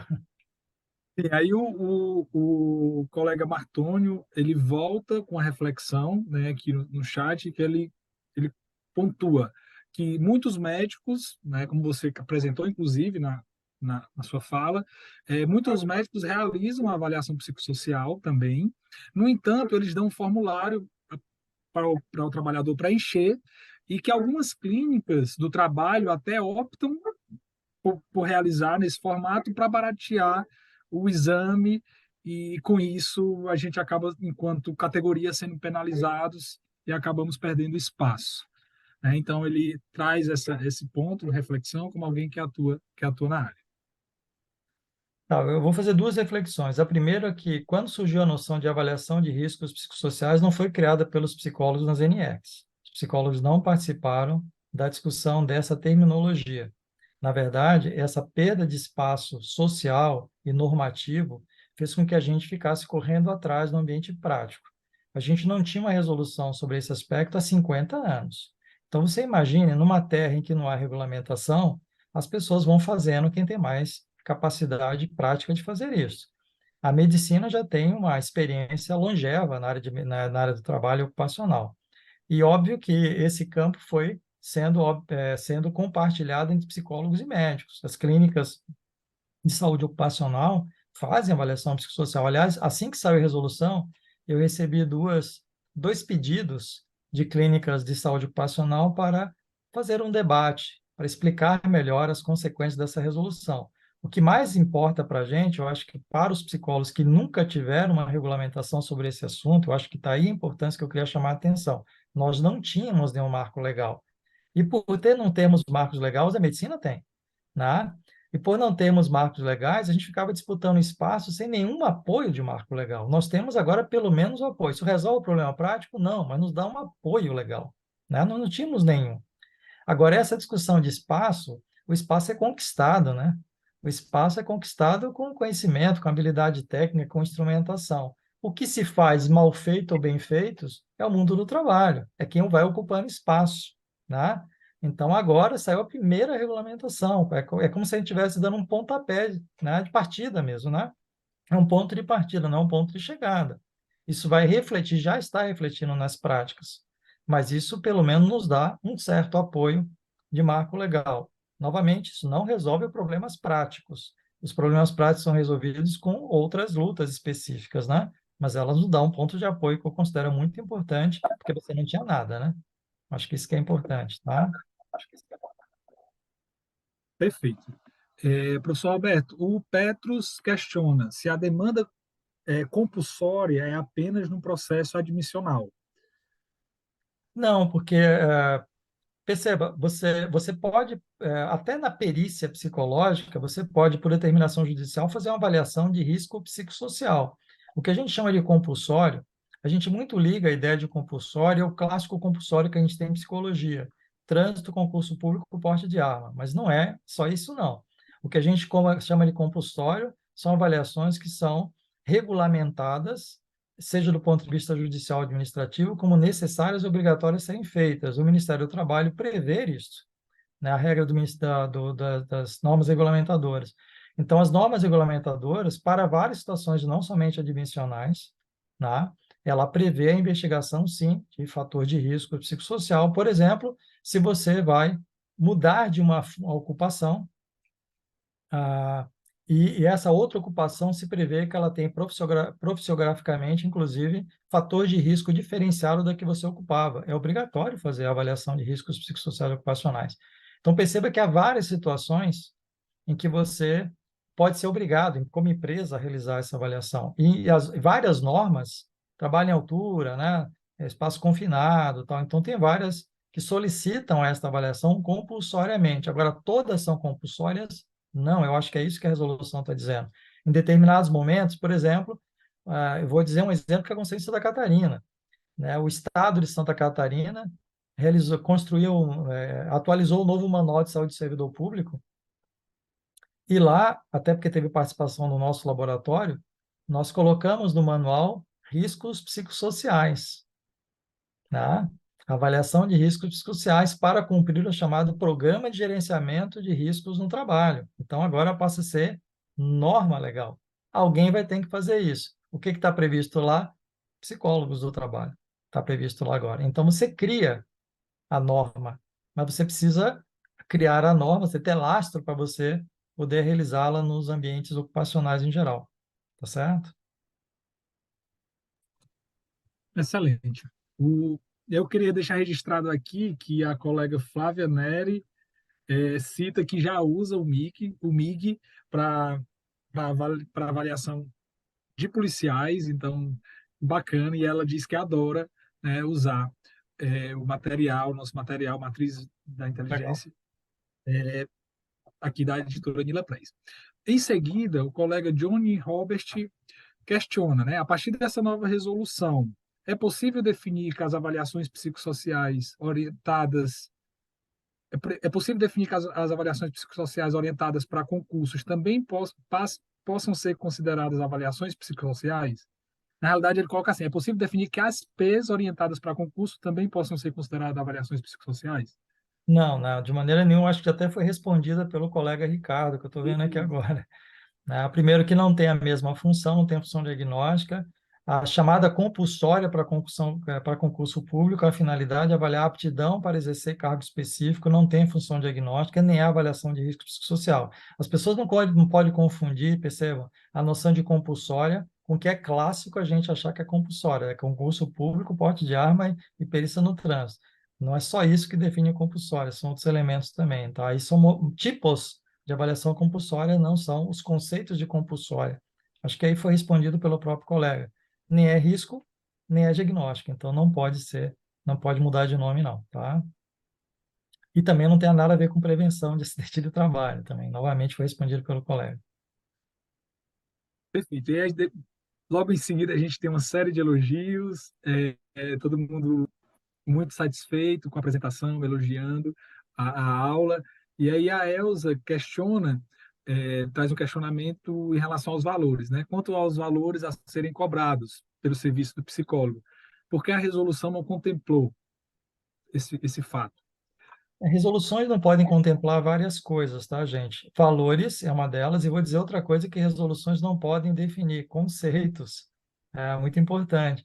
Tem vários limites legislativos. Quando você elabora uma resolução, nem sempre é o que a gente quer, porque tem chamados limites legislativos, tem a redação legislativa. Por exemplo, eu não poderia colocar conceito a meu gosto numa resolução, porque você pode ter mais de um conceito ou perspectivas conceituais. Eu não posso colocar o nome de um teste. Eu não posso colocar um tipo de método muito específico, uma orientação muito específica, porque a resolução é para atender a todos. Então, ela tem vários limites de redação legislativa que a gente chama. Porque exatamente por esses limites que na prática você tem dúvida, percebeu? Porque você quer aplicar a sua realidade. Mas aí vai ter os comentários, mas a resolução não pode entrar em detalhes, especialmente remuneração, né, gente? Existe uma resolução maior chamada honorários profissionais, que ele é atualizado sistematicamente, ela rege todo o conjunto da obra. A resolução não pode entrar para prestação de serviço por meio de honorários de forma muito específica. Isso é vedado que as resoluções apareçam, tá?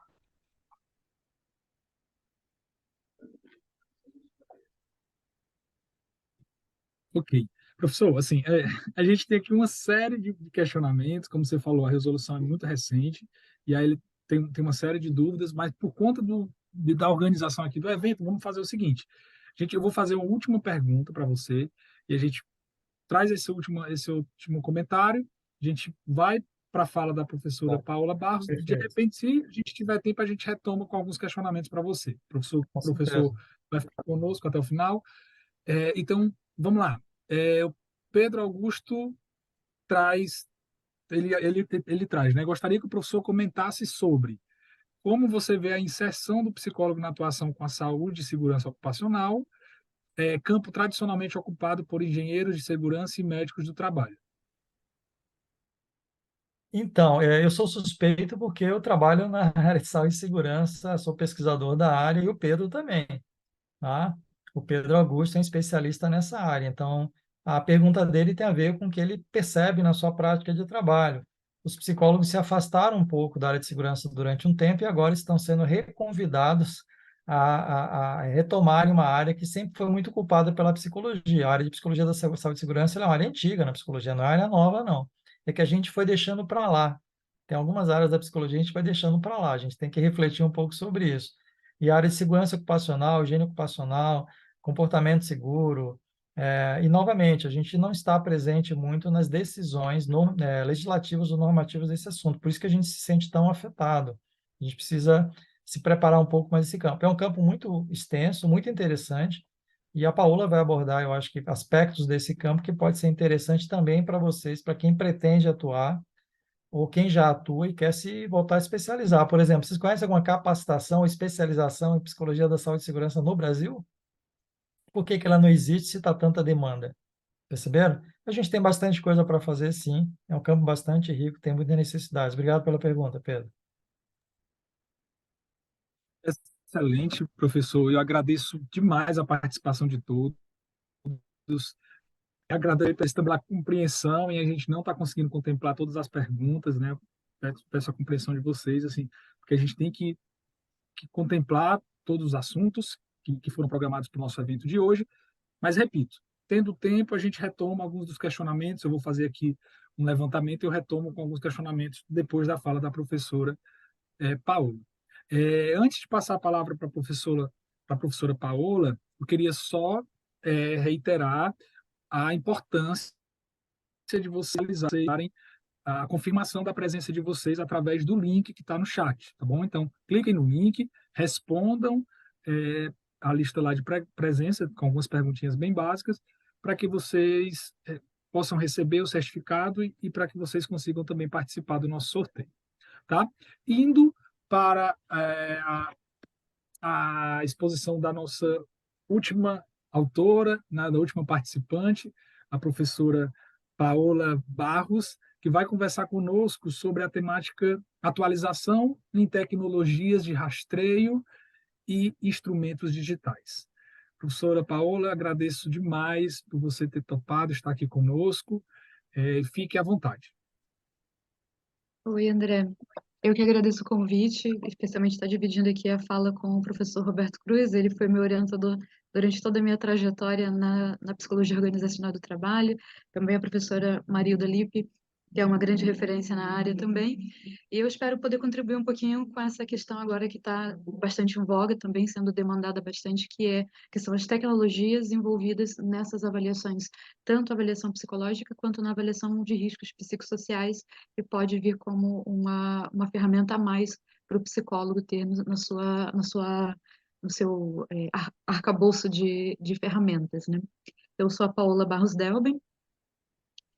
Aí, contando um pouquinho por como que eu cheguei aqui, né? Eu tenho uma empresa que foi fundada em 2020. Hoje eu trabalho também junto com outras pessoas, mas destaco aqui a minha irmã, que também é doutora, Priscila Barros Delben, embora seja na área de biologia. A gente tem conseguido combinar alguns aspectos. E esse estudo todo, eu sou psicóloga também, ele retoma alguns estudos que nós realizamos no Laboratório Fator Humano da Universidade Federal de Santa Catarina, que é liderada pelo professor Roberto Cruz. E a gente tem alguns destaques, tanto premiações na área de inovação e tecnologias, como também na pesquisa propriamente dita, alguns livros, capítulos de livros, trazendo exatamente essa discussão sobre saúde e segurança no contexto do trabalho. Só que o nosso contexto inicial foi um tanto diferente, um tanto específico, que foi esse aqui, o da Antártica. Em 2024, nós vamos completar 10 anos de pesquisa nesse contexto, embora o professor Roberto já tenha trabalhado nesse chamado ambiente confinado, isolado e de extremos, os ambientes ICE, já com plataformas de petróleo, que são espaços também de atuação muito importantes para o psicólogo organizacional do trabalho. E nós realizamos algumas expedições, participamos de algumas expedições à Antártica, exatamente para tentar entender o que esse contexto tão hostil, tão cheio de estressores, como a professora Marilda mencionou, ele conseguiria nos trazer de insights e também de perspectivas para a atuação de maneira mais efetiva, de maneira mais eficaz também dentro desses espaços, não apenas no espaço do ambiente antártico, mas lá a gente tem algumas características, como, por exemplo, a ausência, muitas vezes, de internet ou de outras tecnologias também. Então, você tem que buscar adaptações para poder conseguir fazer esse acompanhamento, essa avaliação de riscos e oferecer, de alguma forma, formas de promoção da saúde e da segurança dessas pessoas. Essa aqui foi a minha última participação. Tem uma foto, inclusive, com o professor Roberto nesse dia. Nós pousamos com o avião da Força Aérea Brasileira na Antártica, em uma pista de gelo. E o nosso trabalho com a Força Aérea foi exatamente tentar entender quais foram os riscos principais para essa operação tão específica no gelo. É uma das operações mais complexas que existem.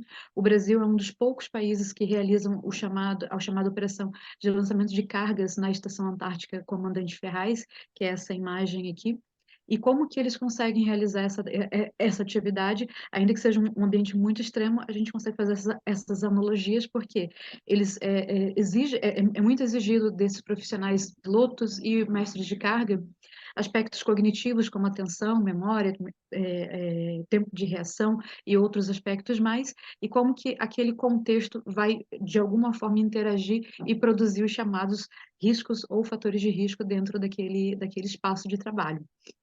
Esse trabalho nós conseguimos fechar um arcabouço geral dos principais riscos psicossociais que podem ser observados e analisados, e aí, como também a professora Lippe trouxe no início, existem momentos que nós podemos avaliar antes, criar uma linha de base, depois, durante, fazer esse monitoramento, e o comparativo também para entender o que está acontecendo, o que pode estar sendo ampliado. Aqui só um levantamento geral do que nós produzimos nesses últimos anos pelo Laboratório Fator Humano, alguns prêmios, livros e também esse infográfico que foi exatamente com esse grupo da Força Aérea Brasileira em parceria com o Instituto de Psicologia da Aeronáutica. A gente sempre vai esquecer de mencionar alguém, mas foram muitas parcerias, ainda estamos fazendo essas parcerias.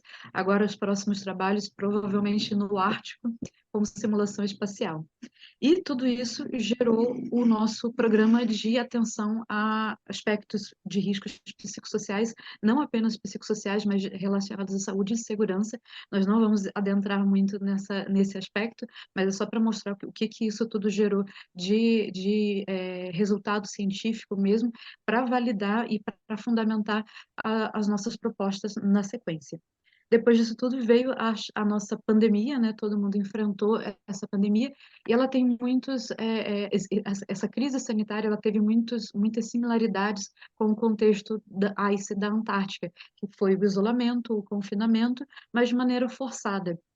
Então, as pessoas se viram nessa condição de ter que alterar as suas rotinas, de ter que estar adaptando as suas formas de trabalho, muitas vezes de maneira remota, e aí surgiram também muitas tecnologias, muitas propostas de soluções para poder lidar com esse contexto, como a Cogni, eu estou citando aqui algumas, elas não são exatamente parecidas com a Polar Sapiens, que é a empresa que nós fundamos, mas a Zen Club, que é uma plataforma de psicoterapia online, existem outras plataformas parecidas, a Pulses, que realiza principalmente avaliação de clima de trabalho, a Calm, que é mais para fornecer ferramentas para que as pessoas, de fato, busquem um pouco mais de calma, reduzam o estresse, e a Polar Sapiens, então, ela entra como mais uma dessas soluções, dessas inovações, para exatamente propor uma ferramenta diferente dentre outras propostas, para auxiliar o psicólogo nessa avaliação dos riscos psicossociais dentro do trabalho, tanto atendendo às normas regulamentadoras, que agora tem essa nova resolução, mas também no sentido de oferecer ferramentas de análise mais objetiva e mais quantitativa mesmo. A gente consegue, em poucos minutos, fazer um levantamento de dados de toda a população, se for esse o interesse daquela organização, É claro que vou falar aqui sobre algumas especificidades também sobre a LGPD, que é a Lei Geral de Proteção de Dados, e outros aspectos também de compulsório, que nem sempre a gente consegue atrair todas as pessoas para responder, elas não são obrigadas de fato a participar disso, exceto quando é uma atividade compulsória. Mas existem muitas formas de a gente engajar a participação desses trabalhadores e ter essa fotografia mais geral, esse diagnóstico da organização e aí não o diagnóstico de indivíduos, né? Mas aí o que são tecnologias, quando a gente fala de atualização em tecnologias? Se a gente remontar o início da espécie humana, as primeiras ferramentas de ossos e pedras, isso também era tecnologia. Então, tudo que está, de alguma forma, nos auxiliando a cumprir as nossas atividades no dia a dia, as nossas rotinas, isso entra como tecnologia, é produzido pelo homem, de alguma forma, ele atende alguma necessidade, então isso também é uma tecnologia. Mas geralmente as pessoas elas entendem tecnologia como algo digital, algo computacional. Então isso são as principais imagens, as principais palavras que vêm à tona é algo mais high-tech. O high-tech, essa alta tecnologia, ela não necessariamente precisa ser digital ou computacional, mas geralmente atualmente é o que mais acontece. Uma outra tecnologia, só para a gente entrar dentro desse escopo todo do que já foi mencionado pelos professores, são também os testes psicológicos tradicionais. Isso também é uma tecnologia que pode ser utilizada ainda pelos profissionais. E o que eu vou apresentar aqui não é algo que vai substituir em 100%, embora a gente tenha algumas propostas também de digitalização destes testes psicológicos, mas em muitos casos o teste psicológico tradicional, uma folha de papel, com lápis, caneta, é o mais adequado. A gente tem que sempre aqui avaliar quem é o público que está utilizando aquele teste, para quem que a gente está fornecendo isso e como que a gente consegue, de alguma forma, realmente coletar a informação mais precisa possível, lembrando que a gente trata de aspectos muito subjetivos. A gente precisa dessa interação, dessa resposta das pessoas que estão participando. E aí a atualização em tecnologias, ela compreende principalmente a automatização e o termo analytics análise de dados de forma mais geral, sempre buscando inteligência artificial, outras formas de compreender melhor esse volume muito elevado de dados que a gente consegue capturar em pouco tempo e de forma muitas vezes em tempo real e de maneira síncrona também, ou assíncrona, mas como que a gente consegue analisar tudo isso? Então, existe uma gama de possibilidades quando nós conseguimos relevantar essa quantidade de informações, mas lembrando que, assim como a professora Lippe mencionou que foram mais de 40 mil respondentes para a validação do teste do ISSL, a gente consegue também utilizar essas tecnologias apenas para a análise e não apenas para a coleta de dados. Então, vai depender muito sempre do nosso propósito e para onde que nós pretendemos utilizar essa tecnologia. E não é uma questão de se, mas de quando. Acidentes, adoecimentos e crises podem acontecer em qualquer contexto. A gente fala muito desse contexto muito específico, muito extremo da Antártica, mas qualquer outro ambiente, como um escritório, uma plataforma de petróleo, um ambiente hospitalar, todos esses ambientes de trabalho sempre vão ter esse risco iminente de um acidente, de um adoecimento e de uma crise, e isso tudo pode ser evitado de alguma forma, pelo menos minimizado seus impactos para as pessoas, e aí a gente está trabalhando com os riscos psicossociais. Esses riscos psicossociais, como que a gente vai identificar isso? A nossa proposta da Polar Sapiens, ela visa exatamente isso. É um scanner. Quando a gente olha para o todo, nós não conseguimos identificar quem pode estar com algum tipo de sintoma, quem pode estar apresentando algum sinal de alerta. Mas quando a gente utiliza ferramentas tecnológicas, sejam elas de papel, sejam elas digitais, nós temos essa identificação, essa análise muito mais precisa. Um dado que a gente traz aqui é que 25% dos trabalhadores possuem algum tipo de TMC, de transtorno mental comum, no ambiente de trabalho. Ou seja, a cada 4 pessoas, uma vai apresentar esse sintoma, esses sintomas mais específicos. Mas como que a gente vai identificar isso? Geralmente a gente identifica apenas quando isso se torna muito crítico, quando a pessoa já busca um afastamento ou ela está tão afetada por esse comprometimento que o seu desempenho está sendo prejudicado, a sua performance e até mesmo as suas relações sociais estão sendo prejudicadas. Então, antes de chegar nesse estado crítico, a proposta é que a gente consiga fazer essa avaliação de riscos psicossociais, esse monitoramento e observar esses sinais de alerta que vão estar aparecendo. Por que investir em saúde e segurança no contexto de trabalho? A gente traz aqui uma série de números, né, tanto nacionais como globais. O custo para a prevenção equivale a menos de 1% do custo com a pós-venção, que é quando a gente reage a uma situação que não foi prevenida, que não foi detectada precocemente, e por conta disso ela trouxe essas repercussões. O custo, aí, quando a gente fala de prevenção, é geralmente de 1 até 5 dólares de retorno para a organização. No custo de absenteísmo, que é o afastamento do trabalho, é estimado no Brasil aproximadamente R$ 4.000 por ano por cada trabalhador afastado. Então, quando a gente fala também de avaliação de riscos psicossociais, além de ser um aspecto compulsório para a maioria das atividades, a gente também está trazendo à tona aspectos econômicos para aquela própria organização. A organização ela não vai querer investir simplesmente porque ela quer investir nisso, mas ela vai trazer tanto economia para ela, essa redução desses índices de absenteísmo, de presenteísmo, de turnover, que é essa alta rotatividade no trabalho, mas também ela vai atrair para ela uma imagem organizacional muito mais responsável e consciente. E hoje em dia o consumidor final ele está muito preocupado com isso. Eles precisam saber que essa organização ela não usa, ela não explora os seus colaboradores, ela oferece condições adequadas e saudáveis para esses trabalhadores estarem ali atuando. E não apenas isso, ela vai atrair também mais talentos, além de reter os talentos que já estão ali presentes. Mais de 4% da população global apresenta índices de depressão, então a gente não está falando de algo totalmente possível, apenas possível, e que não está ali presente. A gente já está convivendo com pessoas, isso que a gente não está levando em consideração a subnotificação, que é muito presente também nesse aspecto todo, nesse escopo. E 80% dos acidentes no contexto de trabalho, eles têm algum tipo de relação com o fator humano, ou seja, o fator humano ele está envolvido, seja por conta de fadiga, que vai repercutir na sua cognição, na sua atenção, na sua memória, na sua reação psicomotora, e isso pode aumentar os riscos de erros no trabalho.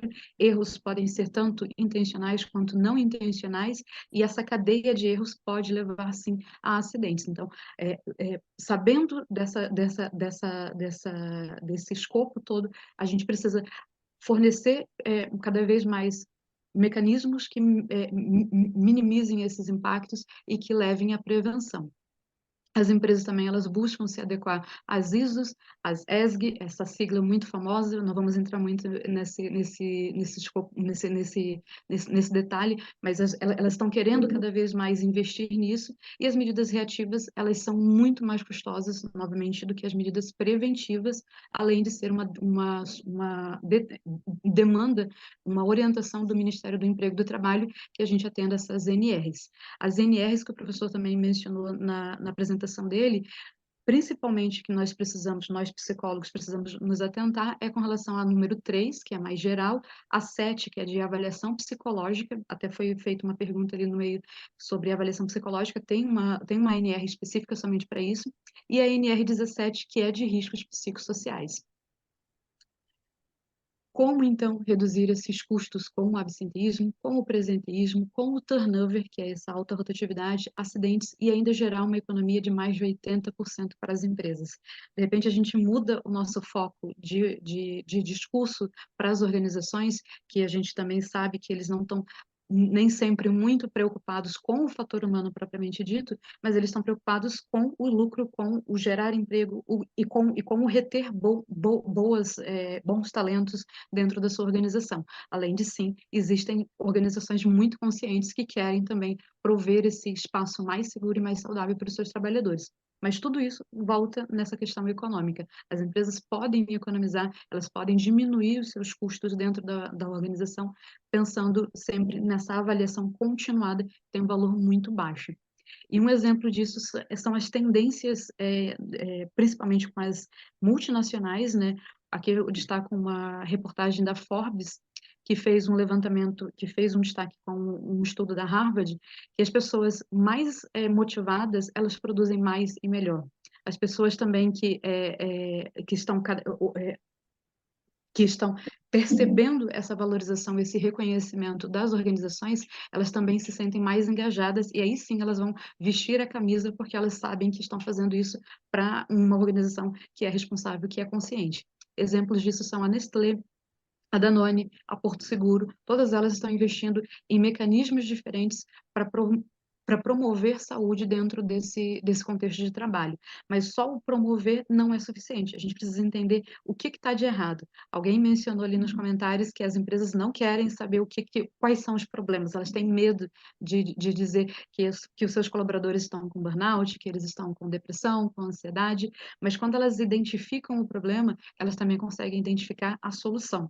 E a solução muitas vezes é muito mais simples do que ficar apenas tentando esconder aquele problema, tentando não falar do assunto, e isso vai apenas crescer cada vez mais, vai dar continuidade, né?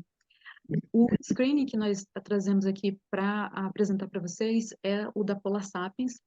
A proposta, ela visa exatamente cumprir todas essas orientações da nova resolução, mas que já vinham já também há bastante tempo, elas apenas foram agora compiladas, né? Elas foram apresentadas de uma maneira mais evidente do que precisa ser feito, e a gente considera exatamente isso. Várias fontes de dados, aqui a nossa principal é a fonte direta dos trabalhadores, o que eles estão sentindo, como eles estão sentindo, o que eles estão percebendo. Nós não temos como enxergar sentimentos, cognição ou comportamentos, dependendo, é claro, apenas aqueles que sejam mais explícitos. Mas a gente consegue, com alguns instrumentos de rastreio eficazes, validados, especialmente para o nosso contexto brasileiro, entender o que pode estar acontecendo. Então, aqui a gente avalia mais de 20 indicadores, inclusive podem trazer outros indicadores, a gente consegue customizar dentro da plataforma novos formulários, e esses formulários, diferentes, por exemplo, de um formulário do Google ou qualquer outro que está disponível, ele já vem parametrizado, ou seja, as pessoas respondem e automaticamente a gente já tem um resultado pronto para cada uma dessas respostas, em indicadores de risco baixo, médio ou elevado. Esses indicadores, eles dão esse alerta. Por exemplo, 20% de uma organização pode estar com um risco mais elevado para depressão, para estresse ou para burnout. Já uma outra organização, lembrando que todas as organizações elas são únicas, elas são como organismos, elas são formadas por pessoas e cada organização vai ter um contexto diferente, uma interação diferente entre aqueles trabalhadores e o meio em que eles estão inseridos. Então, uma outra organização ela pode ter um resultado totalmente diferente ou similar, dependendo, às vezes, do segmento daquela empresa. Depois disso, então, a gente propõe, assim como a professora Lipe mencionou, essa linha de base, entendendo como que essas pessoas estão nesse primeiro momento, faz uma nova avaliação após alguns meses ou periodicamente, né, mensalmente, e ao final disso tudo a gente faz um comparativo, uma linha de progresso para entender o que está acontecendo, o que se estabeleceu, o que foi ampliado, quais foram os problemas que cresceram e quais foram os problemas que foram resolvidos. Após aquela palestra de conscientização, houve alguma mudança de fato? Após aquele trabalho com aqueles grupos de líderes, reduziu a percepção de assédio dentro do trabalho? Assim como o professor Roberto mencionou, todos esses aspectos, esses riscos psicossociais, eles estão envolvidos dentro daquela organização e eles podem ser identificados, bem como, principalmente, as suas possíveis causas. Identificando as possíveis causas, a gente consegue trabalhar nessa prevenção, nessa detecção precoce e, obviamente, na intervenção o mais rápido possível também. Quanto mais rápida a intervenção, mais rápido também a gente consegue recuperar aquelas pessoas e aquele contexto. O engajamento dentro dessa plataforma, ele é superior a 80% em todas as vezes que nós aplicamos em outras empresas. A gente vai mostrar aqui um case que foi realizado recentemente. Isso porque a gente não trabalha apenas com apenas respondam esses questionários. É preciso explicar para esses trabalhadores por que eles estão participando desse levantamento de dados.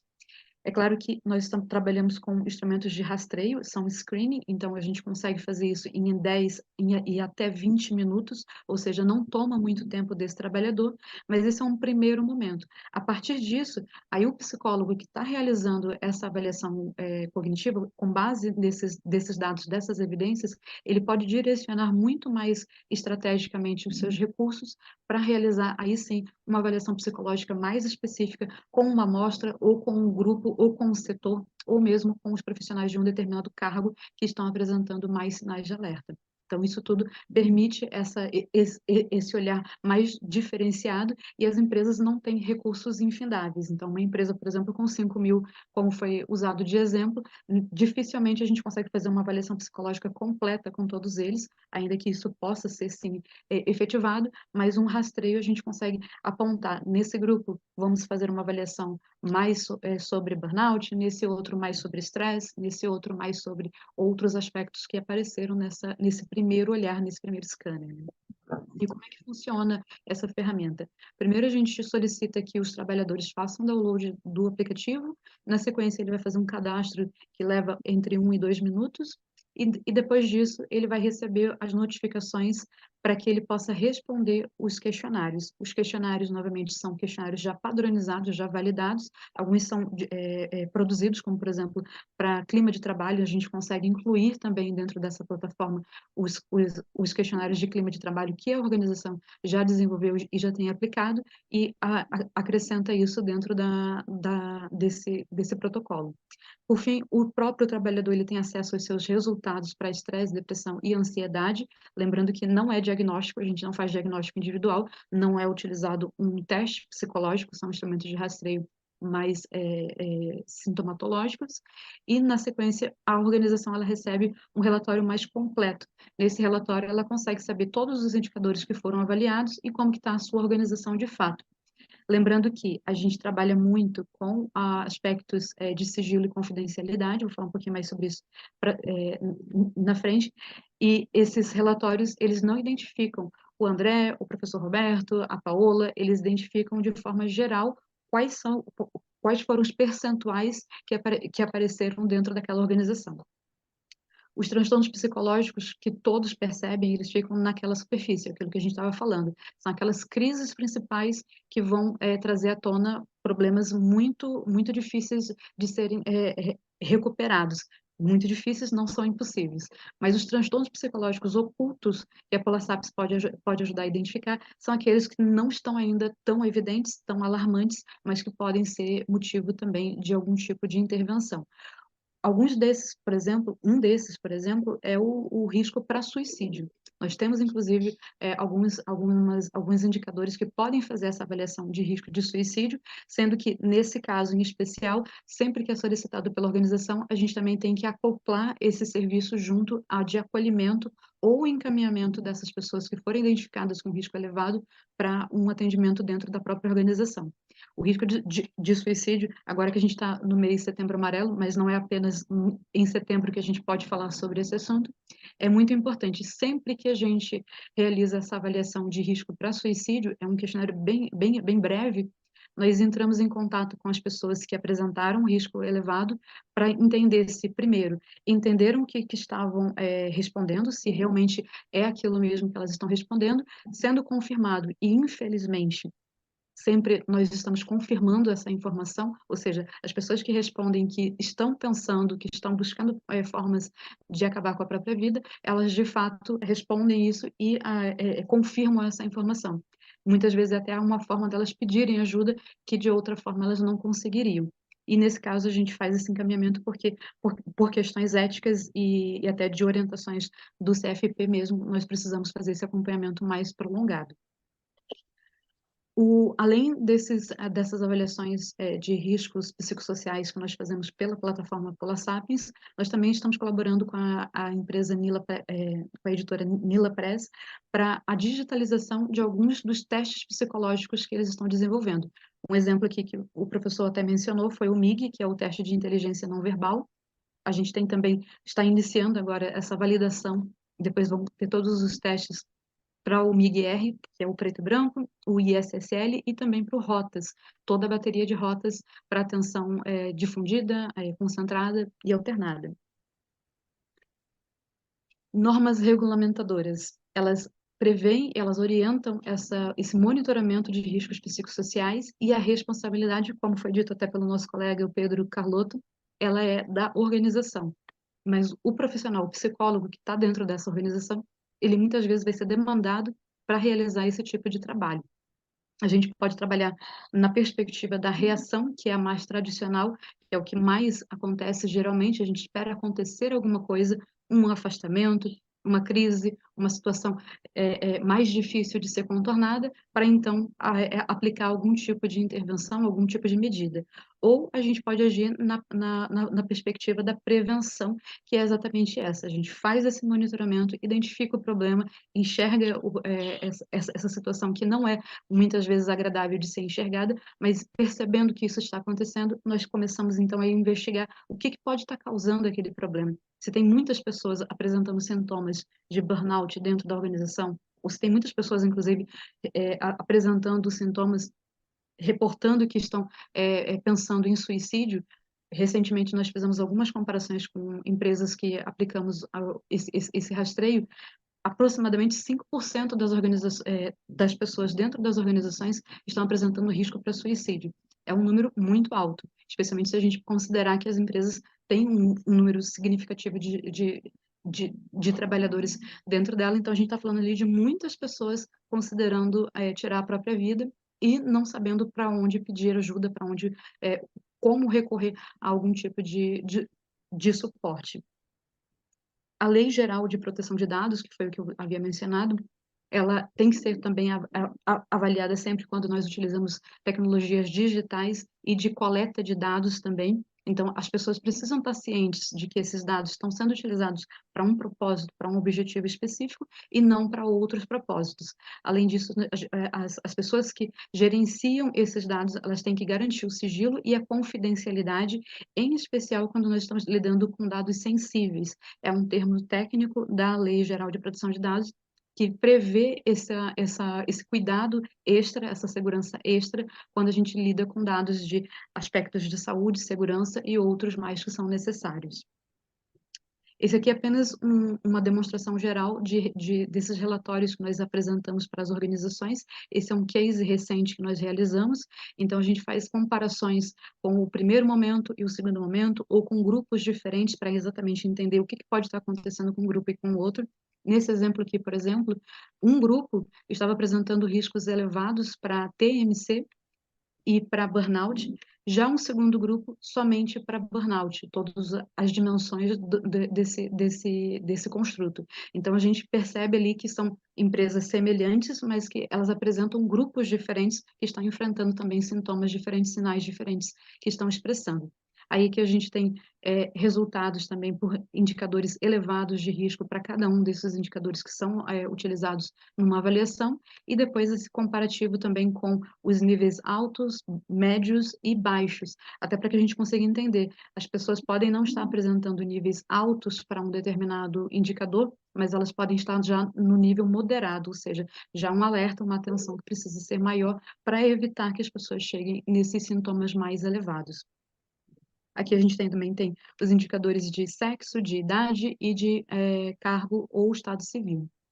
A Polar Sapiens, para não perder muito tempo, acho que foi dentro do tempo, ela é uma parceria para construir esse ambiente de trabalho ideal, promover condições mais adequadas para esse contexto de trabalho, não apenas no ambiente extremo da Antártica, mas em qualquer outro ambiente.